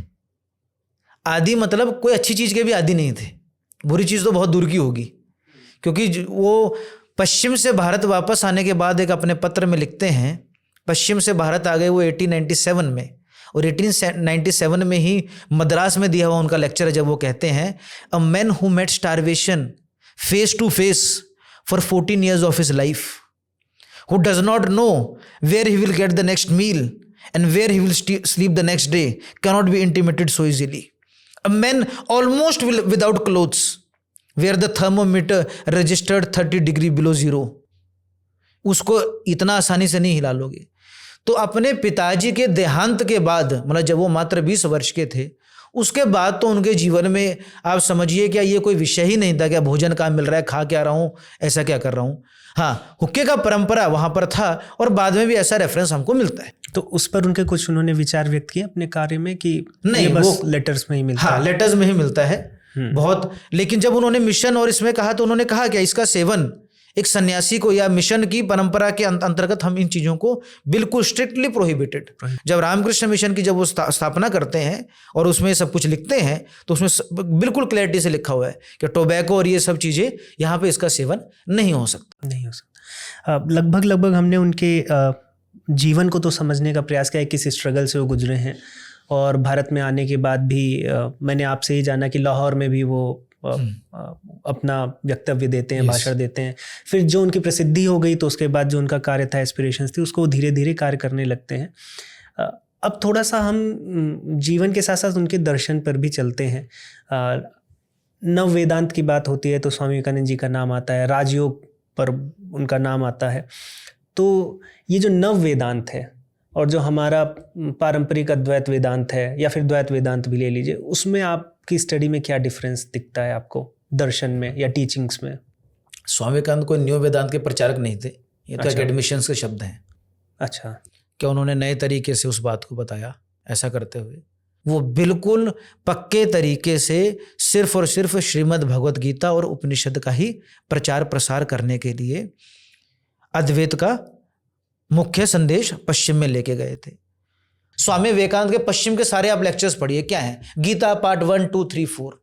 प्रैक्टिकल वेदांत क्या वो कोई पंथ, मतलब वो कोई हम कहेंगे दर्शन ही नहीं हो सकता जो प्रैक्टिस ना किया जाए, उसी को आप न्यू वेदांत कह दीजिए, उसी को नव वेदांत। लेकिन स्वामी विवेकानंद प्रैक्टिकल वेदांत, हमको जो शब्द यूज करना चाहिए या जो हम कर रहे हैं वो प्रैक्टिकल, नॉट न्यू वेदांत। इसलिए वो कहते हैं कि Vedanta can only become the universal religion. Why? Because it is based on principles. It is not based on one book or a person. पुस्तक के ऊपर आधारित नहीं है, प्रिंसिपल्स के ऊपर आधारित है। प्रिंसिपल्स शाश्वत होते हैं, उसका प्रचार प्रसार उन्होंने किया, जिसको प्रैक्टिकल वेदांत कहना उसको ज्यादा अच्छा रहेगा। तो श्रीमद् हम देखते हैं गीता प्रैक्टिकल वेदांत, फिर देखते हैं हम लोग ये अष्टांग योग के सारे लेक्चर्स, रामायण महाभारत, इसके लेक्चर्स लेते हैं। वो पश्चिम को वो प्रखरता से बताते हैं कि भारत है क्या। हमारे बीच वो ज़्यादा समय तो नहीं रहे, 39 ईयर्स की आयु में उन्होंने महासमाधि ले ली। इसके विषय में मैंने आपसे ही सुना था कि वो अपने पत्रों में भी लिखते थे कि 40 वर्ष के अराउंड मैं रहूँगा, उसके बाद नहीं रहूँगा। तो इसके पीछे की क्या कुछ तथ्य हैं? ये सही बात है क्या? उनके हैं लेटर्स ऐसे? हाँ, ऐसे काफी। वो पहले ही अपने पश्चिम के शिष्यों को, स्वामी विवेकानंद जब पश्चिम से वापस भारत आए और फिर जब भारत में रहे तो उनको उनके शरीर को अत्यंत नुकसान हुआ। देखिए, वो 24 घंटे नहीं जी रहे थे, हम लोग साधारण मनुष्य, वो 72 घंटे जी रहे थे। 24 घंटों में 72 घंटे जी रहे थे वो। तभी इतने शॉर्ट स्पैम में आप कहोगे क्या भाई इतने सारे लोगों के ऊपर और आज तक प्रभाव है क्या? लोग अपना बस्ता ले लेके पढ़े लिखे, जो लोगों की इच्छाएं हैं कि हम IIT से पढ़ें, हम IIM से पढ़ें, हम UPSC क्रैक कर दें, हम बड़ा पैकेज कर लें, वो सब कुछ प्राप्त करने वाले लोग स्वामी विवेकानंद के पूर्ण मार्ग पे एक झोला लेके चल देते हैं। तो उस चेतना पे वो जी रहे थे। तो वो 24 घंटे नहीं जी रहे थे, वो तो 24 घंटे में 72 घंटे जी रहे थे। और उसी के कारण उनको अपने शरीर का कोई आभास नहीं था। स्वामी विवेकानंद जब भारत भ्रमण पे ही निकले तो जैसे जैसे जलवायु परिवर्तन होता रहा वैसे वैसे उनके शरीर को दिक्कत होती रही। जैसे मैंने कहा, वो कोई वहाँ बेडरूम रहेगा, वहाँ सोएंगे, सुबह कॉफ़ी मिलेगी, कॉफ़ी के बाद ट्रेडमिल पे जॉगिंग करेंगे, ऐसा थोड़ी ना था। कहीं पेड़ के नीचे सो रहे हैं। अभी मुझे यहाँ से 20 किलोमीटर दूर अपनी जगह पे जाना होगा, आप कहो भैया पैदल घूम के आओ ना अपने घर, अभी कहीं भोजन नहीं मिल रहा। और पश्चिम में गए तो बिल्कुल ही ऑल टुगेदर सब कुछ ही बदल गया। तो उससे उनके शरीर को बहुत, जिसको वो कहते थे कि शरीर से मुझे कोई मतलब नहीं है, ये शरीर तो जाना है। The king will die, the cobbler will die, the rich will die, the poor will die, let us die for a higher cause. मरना सबको है, ये शरीर तो जाना है। कितना बचा लोगे, कितना एंटी एजिंग करके कर लोगे, ये जाना है, आज नहीं तो कल जाना है। किसी हायर कॉज के लिए कुछ करते हैं। They alone live who live for others. Rest are more dead than alive. Expansion is life. Contraction is death. तो वो फायर उनके अंदर थी। तो वो फायर वाला व्यक्ति अपने शरीर को तो देख ही नहीं रहा था, शरीर का क्या चल रहा है। शरीर चल रहा है, चलने दो। 14 वर्ष तक तो खुद ही बताया, पता नहीं है भोजन कहाँ मिलेगा। डब्बों में सो रहे थे, क्योंकि अमेरिका में बाहर सोएंगे तो पुलिस उठा ले जाएगी। वर्ल्ड पार्लियामेंट रीजन से पहले की बात कर रहा हूं मैं आपसे। डब्बों में छुप छुप के सो रहे हैं। आप सोचो, अभी तो दिल्ली में 5 डिग्री होने लगा है, हमें कोई कहे कि बाहर जाके पेड़ के नीचे सो ना एक दिन, सुबह उठना मुश्किल हो जाएगा। रजाई में तो उठना मुश्किल हो ही जाता है। वो 10-15 डिग्री बिलो जीरो, उस टेम्परेचर में अमेरिका में डब्बों में सो रहे हैं, पेड़ के नीचे सो रहे हैं, कहीं छुप के सो रहे हैं, कहीं पुलिस ना उठा ले जाए। तो शरीर उनका स्वाभाविक है। और उन्होंने कह दिया कि मैंने अपना कार्य कर दिया। वो पत्रों में लिखते हैं, I will not live more than 40 years. बार बार पीछे उनके समाधि के 2-3 वर्ष पूर्व ही वो अपने पश्चिम के भी बहुत सारे फॉलोअर्स को और भारत के भी कुछ सन्यासियों को उन्होंने बताया था 40 वर्ष से ज़्यादा। वो तो 40 वर्ष में हम, उनके ही शब्द हैं ये, कि हमें 1500 वर्ष का काम हो गया। 1902 में 4 जुलाई 1902 वो समाधि लेते हैं। हाँ। इससे पहले कि उनके टीचिंग्स के और उनके व्यक्तित्व का क्या प्रभाव पड़ा इंडियन फ्रीडम स्ट्रगल में, एक प्रश्न पूछना चाहूँगा कि जैसे जब स्वामी विवेकानंद जी को पढ़ते हैं तो बहुत ढेर सारे लोग बाहर से भी आए उनसे प्रभावित होकर, जैसे भगिनी निवेदिता की बात करते हैं और भी आप नाम बताए हैं। तो इनमें से कुछ लोग तो होंगे जो सेल्फ मोटिवेटेड होंगे, या स्वामी जी ने भी बुलाया था कि आप आइए और काम करना है। तो मेरा प्रश्न ये उठता है कि विदेशियों को भारत में लाना, जब ब्रिटिशर्स भारत में इतना प्रपंच करके बैठे हैं, उसमें उन पर ट्रस्ट करके भारत में लाना और भारत के लोगों के लिए वो कार्य कर पाए, ये जो विज़न था। एक तो जब वो अमेरिका में ही थे तो गुरु भाई भी तो हैं, इंडिया में हैं वो। तो गुरु भाइयों को एक बहुत दिनों बाद ऐसे, क्योंकि शिकागो का इन्फॉर्मेशन तो पहुंच गया कि भैया कुछ विक्ट्री हुआ है। अब सोचिए, नॉर्मल कोई 15-16 लोग कुछ ऐसे शुरू किए, गुरु थे वो भी चले गए, और उसमें से एक जो उनका नेतृत्व करता, उनका नरेन, प्यारा नरेन, वो विश्व विजयी दिग्विजयी विवेकानंद हो गया है। उनके लेटर्स अब अमेरिका के न्यूयॉर्क हेरल्ड में आता है, वहाँ पर उनकी हेडिंग्स आती हैं। तो मूवमेंट तो बहुत आगे पहुँच गई और 5-6 वर्षों में पहुँच गई। तो स्वामी विवेकानंद बार बार यहाँ गुरु भाइयों को पत्र लिख रहे हैं, क्या कर रहे हो, स्कूल शुरू करो, खेतड़ी पहुँच जाओ, राजा से मिलो, मेरा परिचय दो, और वहाँ पे 6-7 स्कूल शुरू कर दो। मुर्शिदाबाद में जाओ, ऑर्फनेज शुरू करो। जो बच्चे हैं जिनके माता पिताओं का जल्दी देहांत हो जाता है, शुरू करो, जल्दी जाओ। सेवा के काम शुरू करो, भोजन वितरण करो। तो जहाँ शिक्षा की जरूरत है वहाँ शिक्षा दो, जहाँ भोजन की जरूरत है वहाँ भोजन दो, जहाँ प्रत्यक्ष सेवा की जरूरत है वहाँ प्रत्यक्ष सेवा कार्य करो। वो वहीं से उनको समझ आने लग गया था। और जो पढ़ा लिखा वर्ग है, जो दिग्भ्रमित हो रहा है, इनके लिए लेटर शुरू करो, पत्रिकाएं शुरू करो। ये बहुत वेस्टर्न लिटरेचर पढ़ रहे हैं।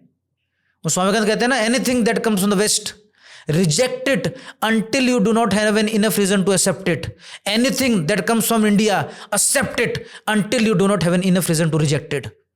पश्चिम से जो भी आ रहा है उसको नकार दो, पहले नकार दो, जब तक इनफ रीजन ना हो उसको एक्सेप्ट करने का। भारत से कुछ भी आ रहा है पहले उसको एक्सेप्ट कर लो, जब तक इनफ रीजन ना हो उसको रिजेक्ट करने का।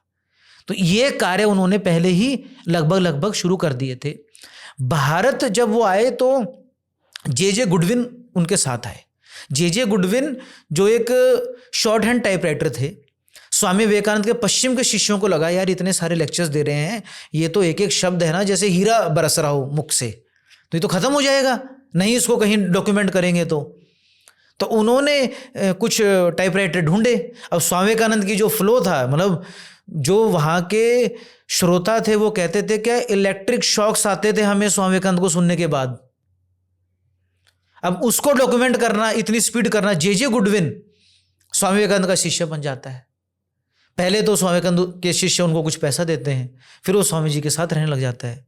धीरे धीरे आप समझिए, जे गुडविन लिखता है स्वामी विवेकानंद की दूसरी शिष्या को, क्या मैं तुम्हें कैसे बताऊं कि स्वामी विवेकानंद के अंदर मुझे जीसस दिखने लगे। कोई कन्वर्ट करने का चक्कर नहीं भैया, तुम उसको छोड़ो, उसको अपनाओ, कन्वर्ट हो जाए जे गुडविन का नाम।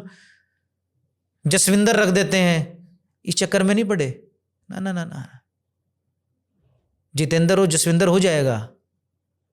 उसको वो जो वेदांत का जो वननेस का आइडिया है वो उसको जीवन में भी दिख रहा है और थ्योरी में भी समझ आ रहा है, तो उसको लग रहा है यार यही भगवान है। वो भारत आ गए थे उनके साथ, और फिर जब वो भारत वापस आते हैं तो पश्चिम में उन्होंने देखा कि पश्चिम के सामने एक अद्भुत कॉन्फिडेंस एक एक व्यक्ति के अंदर है। बच्चे बच्चे में कॉन्फिडेंस दिख रहा है, जो देखते नहीं हम, एक हमारे गांव का बच्चा आता है और एक आप यहाँ के स्कूल का बच्चा देखते हैं। गांव का बच्चा कोने में खड़ा खड़ा काफ़ी देर सब चीज़ें देखता है, और शहर का बच्चा एकदम से आपको बातचीत करने में और उसमें इतना खुला खुला दिखेगा। अभी अनुपात धीरे धीरे गांव में भी बढ़ने लगा है। तो स्वामी जी देखते थे यार इतना अद्भुत कॉन्फिडेंस कैसे है हर व्यक्ति में पश्चिम में। हमारा व्यक्ति तो 4 बार बोलने के बाद तो थर्राता है कुछ भी करने के लिए। तब उनको लगा broadcast the education to the Indian masses. Education है, हम व्हाट्सएप में ब्रॉडकास्ट करते हैं ना, उन्होंने वर्ड यूज किया था ब्रॉडकास्ट। इसको घर घर जाके सन्यासियों को लगा दिया था कि ये गेरुआ वस्त्र पहनेंगे तभी इसके लायक हैं, तभी जब ये एजुकेशन और ये सेवा का काम घर घर पहुंचा दे। तो एक है कि पुरुष की एजुकेशन वो तो ठीक है हो जाएगी यहाँ से। अब स्त्री एजुकेशन स्वामी विवेकानंद कहते हैं कि थे क्या, महिलाओं को पुरुषों को डिक्टेट नहीं करना है, उनको एजुकेशन दिलवाओ अच्छी जगह से जहां प्राप्त हो रही है और उनके जीवन में दूर हो जाओ, फिर वो अपना निर्णय स्वतंत्रता से ले सकती हैं। और उन्होंने ये कहा था क्या, एक सिविलाइजेशन, एक देश, एक राष्ट्र, एक संस्कृति तब तक आगे नहीं बढ़ेगी जब तक उसकी दोनों पंखें, एक पंख एक पक्षी की कितनी मजबूत हो, उड़ नहीं सकता, क्या एक उसकी बहुत रॉबस्ट पंख है वो उस पर जो दौड़ने लगेगा। तो अल्मोड़ा से वो जुलाई में 1897 में एक पत्र लिखते हैं भगनी निवेदिता को। अल्मोड़ा उनकी सबसे प्रिय जगह थी उत्तराखंड की, वहां से वो पत्र लिखते हैं और बड़ा सुंदर पत्र है वो। उसमें कहते हैं जरूरत है एक सिंहनी की, एक सिंह की नहीं, एक लायनेस की, एक लायन की नहीं। तुम्हारा शुद्ध मन, तुम्हारी पवित्रता, तुम्हारा इंटेलेक्ट, तुम्हारा मातृत्व भाव, और सबसे प्रमुख तुम्हारा सेल्टिक ब्लड। जो आयरिश लोग जो ब्रिटिशर्स से वहां लड़ रहे थे, तो यहां ब्रिटिशर्स यहां भी तो है ना, ये सब कुछ तुमको भारत में कार्य करने के लिए उत्तम मानता है। पहले तो देखिए उसको क्या बता रहे हैं, जरूरत किसकी है, एक सिंहनी की, एक सिंह की नहीं। फिर उनकी क्वालिटीज बताते हैं कि तुम्हारे अंदर हर क्वालिटी है। फिर वो कहते हैं पर तुम भारत मत आना, तुम भारत आओगी तो लोग तुमसे डरेंगे, या तो तुम्हें अछूत समझेंगे, तुमसे भागेंगे, या तुमसे डरेंगे, तुम्हारा तिरस्कार करेंगे, क्योंकि गोरी चमड़ी देख के तुम्हें ब्रिटिशर मानेंगे और तुमसे भागेंगे क्योंकि ब्रिटिश दमन करते हैं। लेकिन तुम फिर भी आना, तुम आओगी तो अगर एक रोटी होगी तो उसका पहला भाग तुम्हारा होगा और फिर इस विवेकानंद का होगा। तब भगनी निवेदिता कौन, मार्गरेट एलिजाबेथ नोबल, आयरलैंड में जन्मी, लंदन के सटा हुआ एक शहर है विंबलडन, वहां पर अपना स्कूल एस्टेब्लिश कर लेती हैं। 17 वर्ष की उम्र में टीचर बन जाती हैं, 23 वर्ष की उम्र में विंबलडन शहर में अपना स्कूल एस्टेब्लिश कर देती हैं। लंदन जो कि उस समय संपूर्ण विश्व के ऊपर राज कर रहा है, उसके इंटेलेक्चुअल सर्कल CCM क्लब की मेंबर होती हैं, वहां बड़े बड़े लेक्चर्स देती हैं, आर्टिकल्स लिखती हैं। वो भगनी निवेदिता स्वामी विवेकानंद के एक आह्वान पर अपना सब कुछ छोड़कर, अपने यश, प्रतिष्ठा, मान, सम्मान, वैभव सब कुछ छोड़कर, भारत देखा गूगल थोड़ी था, गूगल करके देख लेंगे भारत कैसा है, कलकत्ता कैसा रहेगा, कलकत्ता में मैं कहाँ कहाँ रहूंगी, कुछ भी नहीं है। सिर्फ एक व्यक्तित्व को देखा हुआ है, स्वामी विवेकानंद। उसने कहा है कि आपको ये स्त्री शिक्षा के लिए और स्वास्थ्य के लिए काम करना है। और स्वामी विवेकानंद उस लेटर में लिखते हैं, India can not produce a great women, so she has to borrow one from the west. क्योंकि तो भगनीता भी पूछेगी ना कि आपके वहां स्वामी विवेकानंद ये चाह रहे थे कि अगर स्त्री शिक्षा हमें वापस शुरू करनी है तो अगर पश्चिम से कोई बहन आएगी जो भारतीय होकर काम करे तो शायद से जो इफेक्ट हमें कलकत्ता में दिखेगा वो किसी और प्रकार से, मतलब उसके लिए और ज्यादा समय लग जाएगा, वो पॉसिबल तो हो सकता है। फिर भगनी निवेदिता भारत आती है, मार्गरेट एलिजाबेथ नोबल भारत आती हैं।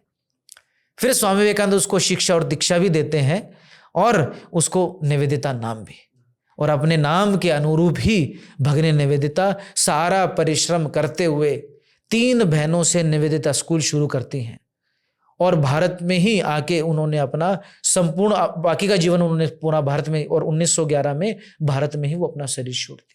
इतना अद्भुत कंट्रीब्यूशन उनका रहा। हम लगभग अंत की तरफ पहुंच गए हैं और बहुत सार्थक चर्चा रही है, बहुत चीज़ें समझ में आई हैं। निखिल जी, इसमें जब भी हम भारतीय स्वतंत्रता संग्राम की बात करते हैं, महात्मा गांधी जी का नाम आता है, भगत सिंह जी का नाम आता है, नेताजी सुभाष चंद्र बोस हैं, पर इस प्रकार से स्वामी विवेकानंद जी का नाम नहीं आता। उनको एक आध्यात्मिक गुरु के कंपार्टमेंट में रखा जाता है। पर आपकी स्टडी में क्या आपको लगता है कि क्या स्वामी विवेकानंद जी का प्रभाव आगे जो स्वतंत्रता सेनानी आए उन पर था, जो इनकी टीचिंग्स थी, या जो ये एक स्वाभिमान जगा 1893 में देश का, क्या ये जो स्वाभिमान जगा, ये जो बम फूटा, इसने तपाया है भारतीय स्वतंत्रता सेनानियों को कि अब अंग्रेजों से हमें आज़ादी चाहिए? स्वामी विवेकानंद का मद्रास में दिया हुआ लेक्चर है द फ्यूचर ऑफ इंडिया। उसमें स्वामी विवेकानंद कहते हैं कि ये जो सारी देवी देवताएं हैं इनको पकड़ो और थोड़ा ऊपर कहीं रख दो कुछ दिनों के लिए, और आने वाले 50 वर्ष सिर्फ इस मदर इंडिया, इस भारत माँ को अपना आराध्य मान लो। जब उस भारत माँ को आराध्य मान लेंगे और बेड़ियों से बाहर कर देंगे, तब जाके इन देवी देवताओं को पूजने के लायक हम बनेंगे। ये 1897 में स्वामी विवेकानंद ने बोला था, और उसके 50 वर्ष बाद 1947 में भारत को आज़ादी मिल जाती है। नेताजी सुभाष चंद्र बोस, उनकी 2 विशेष पुस्तकें हैं। पहली an Indian pilgrim and unfinished autobiography, दूसरी द स्ट्रगल ऑफ इंडिया।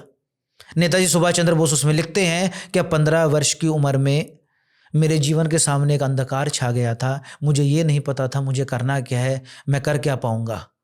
और फिर मुझे स्वामी विवेकानंद की साहित्य मिलते हैं।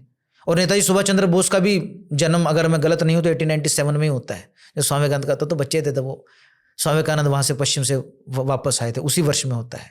और नेताजी सुभाष चंद्र बोस फिर Colombo, lectures from Colombo to Almora, जो स्वामी जी कोलंबो में उतरे थे 1897 में, और उनके अल्मोड़ा तक का पूरा वो प्रवास, एक पुस्तक भी है कोलंबो टू अल्मोड़ा, सबको पढ़नी चाहिए। वो पुस्तक उनके नेताजी के हाथ में लगती है, और वो दिन था और अपने जीवन का आखिरी दिन है। नेताजी हमेशा स्वामी विवेकानंद, उनके गुरु श्री रामकृष्ण परमहंस और माँ शारदा का चित्र हमेशा अपने साथ रखते थे। नेताजी लिखते हैं, स्वामी Vivekananda tried to infuse into the new generation a sense of pride in India's past, a faith in India's future, and a spirit of self-confidence, self-respect and self-dignity. Swami Vivekananda ने भारतीय नव संतति के अंदर अपने अतीत के प्रति गर्व, अपने भविष्य के प्रति विश्वास, अपने स्वयं में आत्मविश्वास, आत्मसम्मान और आत्मगौरव की भावना जागृत करी। Swami Vivekananda was the spiritual father of the modern nationalist movement. ये मेरे शब्द नहीं है, ये नेताजी के शब्द हैं। और अपने जीवन के एक एक पग पर आपको दिखेगा कि वो जब भी उनको दिमाग में लगा, नेताजी सुभाष चंद्र बोस, उनके पिताजी जानकी देवी बोस और माँ जब उनको कहती हैं कि जाओ कैम्ब्रिज जाओ और उस समय का यूपीएससी और आज समय का आईसीएस क्लियर करो, और 10 से कम सीट्स होती हैं, नेताजी उसको क्रैक करते हैं, भारत वापस आते हैं, 2 बार इंडियन नेशनल कांग्रेस के अध्यक्ष रहते हैं, 11 बार इस भारत को आज़ाद करने की बात करते हैं। और जब सेकेंड वर्ल्ड वॉर शुरू होता है, उनको नज़रबंद कर दिया जाता है, और फिर चाहे मॉस्को से लेके काबुल, बर्लिन तक हिटलर से मिलते हैं भारत की आज़ादी के लिए। फिर इंडियन नेशनल आर्मी का ध्वज उठाते हैं सिंगापुर में, राज बिहारी बोस जब उनको कहते हैं, और स्पष्टता से बोलते हैं कि कदम कदम बढ़ाए जा, खुशी के गीत गाए जा, ये जिंदगी है कौम की, तू कौम पे मिटाए जा, चलो दिल्ली पुकारती, लाल किले पे गाड़ के लहराए जा लहराए जा। इन नेताजी सुभाष चंद्र बोस के शब्द हैं कि मैंने भारत को प्रेम करना सीखा स्वामी विवेकानंद को पढ़कर, और स्वामी विवेकानंद को मैंने समझा भगिनी निवेदिता के पत्रों से, और अगर आज वो स्वामी विवेकानंद जीवित होते तो मैं ये सब कुछ छोड़ के उनके चरणों में होता। ये इम्पैक्ट नेताजी की लाइफ में हमको उनको दिखता है। और फिर हम चाहे देख लें, चाहे पंडित नेहरू की 2 पुस्तकें हैं, एक the glimpses of the world history, दूसरी the discovery of India. Pandit Nehru उसमें लिखते हैं, Swami Vivekananda was one of the greatest exponents of the Vedantic philosophy. Swami Vivekananda's form of nationalism was a Hindu nationalism. It was not anti-anyone. It was not anti-Muslim. It was not a narrow nationalism. Swami Vivekananda came as a tonic to the depressed and the demoralized Hindu mind. He gave self-reliance and some roots in the past. He talked on many things, but one thing was constant among all of his things, and that was saying be abhay, be fearless. ये नेहरू के शब्द हैं, सबको पढ़ लेने चाहिए एक बार। जो उनके हिंदू राष्ट्रवाद की स्वामी विवेकानंद का विरोध करते हैं, उनके समर्थक, उनको एक बार उनकी पुस्तकें भी पलट लेनी चाहिए, और स्वामी विवेकानंद का कई बार जो विरोध करने का प्रयास करते हैं उनको वो समझ लेना चाहिए। और उसके बाद जैसे मैंने आपको कहा था, बाल गंगाधर तिलक रामकृष्ण मिशन में आके स्वामी विवेकानंद से नित्य प्रति मिलते हैं, बाद में बताते हैं कि कैसे मुझे भारतीय स्वाधीनता आंदोलन को आगे बढ़ाना है, ये कार्य मुझे उन्होंने बताया। गांधी जब 1901 में कलकत्ता में होते हैं, पहली बार कांग्रेस का अधिवेशन अटेंड करते हैं, उसके बाद गांधी की एक पुस्तक है, हम सब ने सुना होगा, मेरे सत्य के साथ प्रयोग, माय एक्सपेरिमेंट विद ट्रुथ। उसमें एक हेडिंग है, अ मंथ विद गोखले। उसमें गांधी लिखते हैं, क्या मैं पूरे कलकत्ता को समझने का प्रयास कर रहा था और मैं पैदल पैदल ही चल पड़ा बेलूर मठ स्वामी विवेकानंद से मिलने। स्वामी विवेकानंद उस समय अस्वस्थ थे, 1901 की बात है, वो मठ में नहीं थे, उस समय कलकत्ता शहर में थे। मठ और कलकत्ता शहर में थोड़ी सी दूरी है। गांधी वापस स्वामी विवेकानंद की महासमाधि के बाद 1921 में जाते हैं, हिंदी में भाषण देते हुए कहते हैं, क्या मैं भारत से स्नेह पहले से ही करता था, लेकिन स्वामी विवेकानंद का साहित्य पढ़कर मेरा भारत के प्रति स्नेह हजारों गुना और बढ़ गया। चक्रवर्ती राजा गोपालाचारी जो भारत के पहले भारत रत्न हुए, भारत रत्न जो हम अवार्ड देते हैं, वो स्वामी विवेकानंद का जब 100th बर्थ सेंटेनरी हुआ 1963 में, 1963, उस वॉल्यूम के फर्स्ट पेज पे वो अपना एड्रेस भेजते हैं। He writes, Swami Vivekananda saved Hinduism, Swami Vivekananda saved India, without him we would have lost our religion, without him we would have lost our country, therefore we owe everything to Swami Vivekananda. Rabindranath Tagore the great Nobel prize winner, वो लिखते हैं, if you want to know India read Swami Vivekananda, everything is positive in him, nothing is negative. आपको भारत को जानना है तो स्वामी विवेकानंद को पढ़िए, उनमें सब कुछ सकारात्मक है, कुछ भी नकारात्मक नहीं। बाबा साहब अंबेडकर, उनका संवाद हो रहा होता है, पंडित नेहरू के एक पर्सनल सेक्रेटरी हैं एमओ मथाई, उनके साथ जब उनका संवाद हो रहा होता है तो बाबा साहब अंबेडकर कहते हैं, the greatest soul produce in India was Buddha, but the greatest Indian produced in the last few centuries is Swami Vivekananda, not Gandhi. ये बाबा साहब अंबेडकर के शब्द हैं। एक एक व्यक्ति जो क्रांतिकारी दिख रहा था, किसी के पास स्वामी विवेकानंद के पत्र दिखते थे, किसी के पास स्वामी विवेकानंद का डायरी दिखता था, किसी के पास स्वामी विवेकानंद का फोटो दिखता था। ये स्वामी विवेकानंद के मूवमेंट का प्रभाव रहा भारतीय स्वतंत्रता। और ये अल्मोड़ा में जो स्वामी विवेकानंद थे, तो एक ऐसा रेफरेंस आता है, क्या ब्रिटिशर उनकी जासूसी करते थे, उनके जो लेटर्स आते थे बाहर से, वो पढ़ के स्वामी का तो भगने होता स्वामी विवेकानंद को बताई, क्या स्वामी जी आपके लेटर्स ब्रिटिशर्स पढ़ते हैं, आपकी जासूसी हो रही है। स्वामी विवेकानंद सब खुला है, करो करो करो जिसको जो करना है। तो स्वामी विवेकानंद का ये था कि आज़ादी कोई मांग के थोड़ी मिलती है, कोई लेक्चर देने से थोड़ी मिलती है, लड़के लेंगे। वो आपको फिर नेताजी सुभाष चंद्र बोस में दिखता है, और पग पग पे नेताजी सुभाष चंद्र, वो Indian pilgrim and unfinished autobiography पे हर तीसरे चौथे पांचवें पेज पे आपको स्वामी विवेकानंद का नाम मिल जाएगा। क्या पीछे अगर कोई खड़ा है वो है स्वामी विवेकानंद।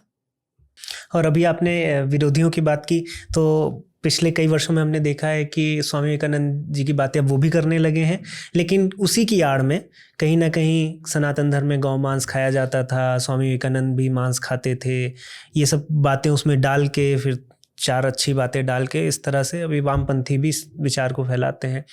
तो अंतिम सवाल है मेरा, क्योंकि बहुत ही ओजस्वी ये पॉडकास्ट रहा है और हम एक विशाल जो व्यक्तित्व होता है उसको हम सभी दर्शक समझ पाए होंगे और पढ़ना प्रारंभ करेंगे। आपकी पुस्तकें हैं, उनको पढ़ेंगे, अभी मैं आपसे और भी कुछ रिकमेंडेशंस लूँगा। लेकिन ये जो है, आप क्या मानते हैं कि विवेकानंद जी का विचार मांसाहार पर क्या था? कुछ मतलब थोड़े ही शब्दों में, क्योंकि ये भी दर्शक लगातार पूछते रहते हैं, इस पर कंट्रोवर्सीज होती हैं। देखिए, जहाँ से आपने अपना प्रश्न शुरू किया बड़ा सुंदर किया। देखिए, एक सन्यासी सामने लेके आइए, अब उसकी कुछ धारणाएं हम लोग बनाएंगे कि सन्यासी होंगे तो ऐसे नहीं करेंगे, सन्यासी होंगे तो ऐसा नहीं होगा। अब क्या करना, अगर उसको डिफेम करना है तो उसने क्या किया, कैसे किया, क्या जीवन था, वो सब कुछ छोड़ो, पिक एंड चूज करके उनके बारे में कुछ बताते हैं ताकि वो व्यक्ति को थोड़ा सा कन्फ्यूजन पैदा हो जाए। एक तो समझे नहीं पहले, कोई समझने से पहले अगर कन्फ्यूजन अगर पैदा हो जाए तो व्यक्ति अपना काम कर चुका होता है। समझिए, जिसको कन्फ्यूजन फैलानी है, जो ब्रिटिशर्स भारत में आके कर रहे थे, जो उस समय वेद को क्रिटिसाइज कर, जो उस समय योग को क्रिटिसाइज कर रहे थे, जो उस समय आयुर्वेद को क्रिटिसाइज कर रहे थे, आज उनकी प्रतिष्ठित विश्वविद्यालयों में वही सब कुछ पढ़ाया जा रहा है। उन्होंने कभी ये नहीं बताया क्या भाई वो यहाँ पे आके फेमिनिज्म बता रहे थे। स्वामी विवेकानंद वहाँ पे जाके बताते हैं कि हार्वर्ड में वुमेन्स को सालों साल तक पढ़ाया नहीं जाता था, ये लोग तुम नहीं बताते कहीं। मुझे लगा यार ये सच्ची में है। फिर मैं हार्वर्ड यूनिवर्सिटी की साइट पे गया और फिर मैंने वहाँ पे पढ़ा कि वुमेन्स को 300-400 वर्ष तक हार्वर्ड यूनिवर्सिटी में कोई कोर्स ही ऑफर नहीं होता था, only mails were allowed, women वहाँ रह सकती हैं। तो पश्चिम का मतलब किसी व्यक्ति को पहले समझे नहीं और पहले ही उसको अलग अलग बातें करके कंफ्यूज करने वाले व्यक्ति। स्वामी विवेकानंद कहते हैं क्या अंदर क्या जाता है वो ठीक है, वो अंदर जाके बाहर क्या आता है वो बहुत इंपॉर्टेंट है। फॉर अ स्पिरिचुअल लाइफ आपको दो चीजों पे बहुत इंपॉर्टेंस देना है। पहला आपका चरित्र, चरित्र बिल्कुल आपका साफ हो, आंतरिक प्योरिटी सबसे इंपॉर्टेंट। दूसरा any kind of money relation, कोई भी पैसे का रिलेशन आपका नहीं होना चाहिए, क्योंकि आपने तो ये जीवन सांसारिक छोड़ दिया है। इन दोनों चीजों में कोई कॉम्प्रोमाइज बिल्कुल नहीं होना चाहिए। भोजन के विषय में जो उन्होंने लिखा है, एक सात्विक भोजन, अगर आपको यौगिक लाइफ जीनी है, फॉर अ प्योर यौगिक लाइफ, आपको सात्विक भोजन ही करना पड़ेगा, स्वाभाविक है। और उनके खुद के भोजन की कुछ परंपराएं स्वाभाविक है। वो कलकत्ता में पैदा हुए थे तो कलकत्ता में मछली खाते थे, लेकिन भोजन जैसे मैंने उनको बताया उनके लाइफ का कोई विषय ही नहीं था। अब राजस्थान में जाके क्या वो मछली मांग रहे थे, भाई मेरे को मछली लाओ, आज मैं मछली खाऊंगा। किसी ने दाल बाटी चूरमा खिला दिया, खा लिया। बिहार में गए, बोध गया में गए तो किसी ने लिट्टी चोखा खिला दिया, खा लिया। बोले नहीं आज मैं मछली खा के रहूंगा। अरे व्यक्ति को भोजन तो मिल नहीं रहा 4-4, 5-5, 6-6 दिन। उस व्यक्ति से आप पूछ रहे हो क्या वो खाता, मतलब उसके बारे में आप वीडियोस बना रहे हो क्या वो खाता क्या था, उनके खाने की वो ऐसे क्या थी, कहीं भी आप वो बता दोगे। पहले उनके लाइफ तो बता दो। तो फॉर अ योगिक लाइफ बिल्कुल उन्होंने कहा कि सात्विक जीवन हमने जीना चाहिए। कुछ कॉन्टेक्स्ट में वो जब कहते हैं क्या कुछ तो करो, जब उन्होंने बिल्कुल डेड लोगों को देखा जो बिल्कुल तमस में सोए हुए हैं भारतीय, तब उन्होंने कहा कि कुछ भी खाओ, खड़े तो हो जाओ यार, भोजन तुम्हारे लिए विषय नहीं है। तो उनके लिए, स्वामी विवेकानंद के लिए भोजन कभी विषय ही नहीं था। 50 जगह वो अपने लेटर्स में लिख रहे हैं, उन लेटर्स को मैं आपको भेज दूंगा। I am a vegetarian, I have turned a vegetarian, कि आजकल तो मैं कुछ खा ही नहीं रहा। पश्चिम में लिख रहे हैं, पश्चिम में जहां आज लोग भारत से जाते हैं तो उनको कुछ समय के लिए, जब तक उनको वो सर्कल ना मिले, उनको हर जगह नॉनवेज नॉनवेज नॉनवेज मिलेगा। उस समय कहा जब व्यक्ति को भोजन नहीं मिल रहा, जैसा मिला खा लिया। वो तो इन सबको तोड़ने के बाद पहुंचने वाले थे ना, कि ये 7 समुद्र पार जाना, ये बिल्ली का रास्ता काट जाना, ये उल्टे हाथ से ऐसा करना, राइट हैंड से, ये सबको काटते हुए आगे पहुंच रहे थे वो तो। बट फॉर ए क्लैरिटी, अगर आपको सात्विक जीवन जीना है, उन्होंने बिल्कुल क्लैरिटी से कहा कि हमको बिल्कुल फिर भोजन भी हमारा सात्विक ही हमारा बिल्कुल होना चाहिए। निखिल जी बहुत बहुत धन्यवाद, आप इस पॉडकास्ट से हमारे साथ जुड़े, आपने समय दिया और विवेकानंद जी के विषय में इतनी गहराई से, इतनी स्पष्टता से हमने बात की। हर एक विषय को हमने लिया, उनकी जीवन यात्रा ली, उनकी शिक्षा क्या हमें मिलती है, आज के समय में कितने प्रासंगिक हैं। उसके साथ साथ कुछ कंट्रोवर्सीज होती हैं तो वो भी मैंने ले लिया कि कंप्लीट पॉडकास्ट रहे, लोगों को ये ना रहे कि ये छोड़ दिया वो छोड़ दिया। तो विवेकानंद जी पे एक कंप्लीट पॉडकास्ट लोगों तक पहुंचा है और मैं आपका आभारी हूँ कि आप इसमें अपना समय दिए। नहीं, बहुत बहुत धन्यवाद आपका। इसी के साथ इस पॉडकास्ट को यहीं पर समाप्त करेंगे और मैं दर्शकों से आग्रह करूंगा कि निखिल जी की पुस्तकें हैं और अभी ये एक नई पुस्तक आई है, लिविंग द विवेकानंदा वे, और कार्य इनका लगातार चल रहा है। तो जुड़े, इनके प्रोग्राम से भी जुड़े, आपका प्रोग्राम भी होता रहता है। तो इसी के साथ निखिल जी बहुत बहुत धन्यवाद, प्रणाम। नमस्ते।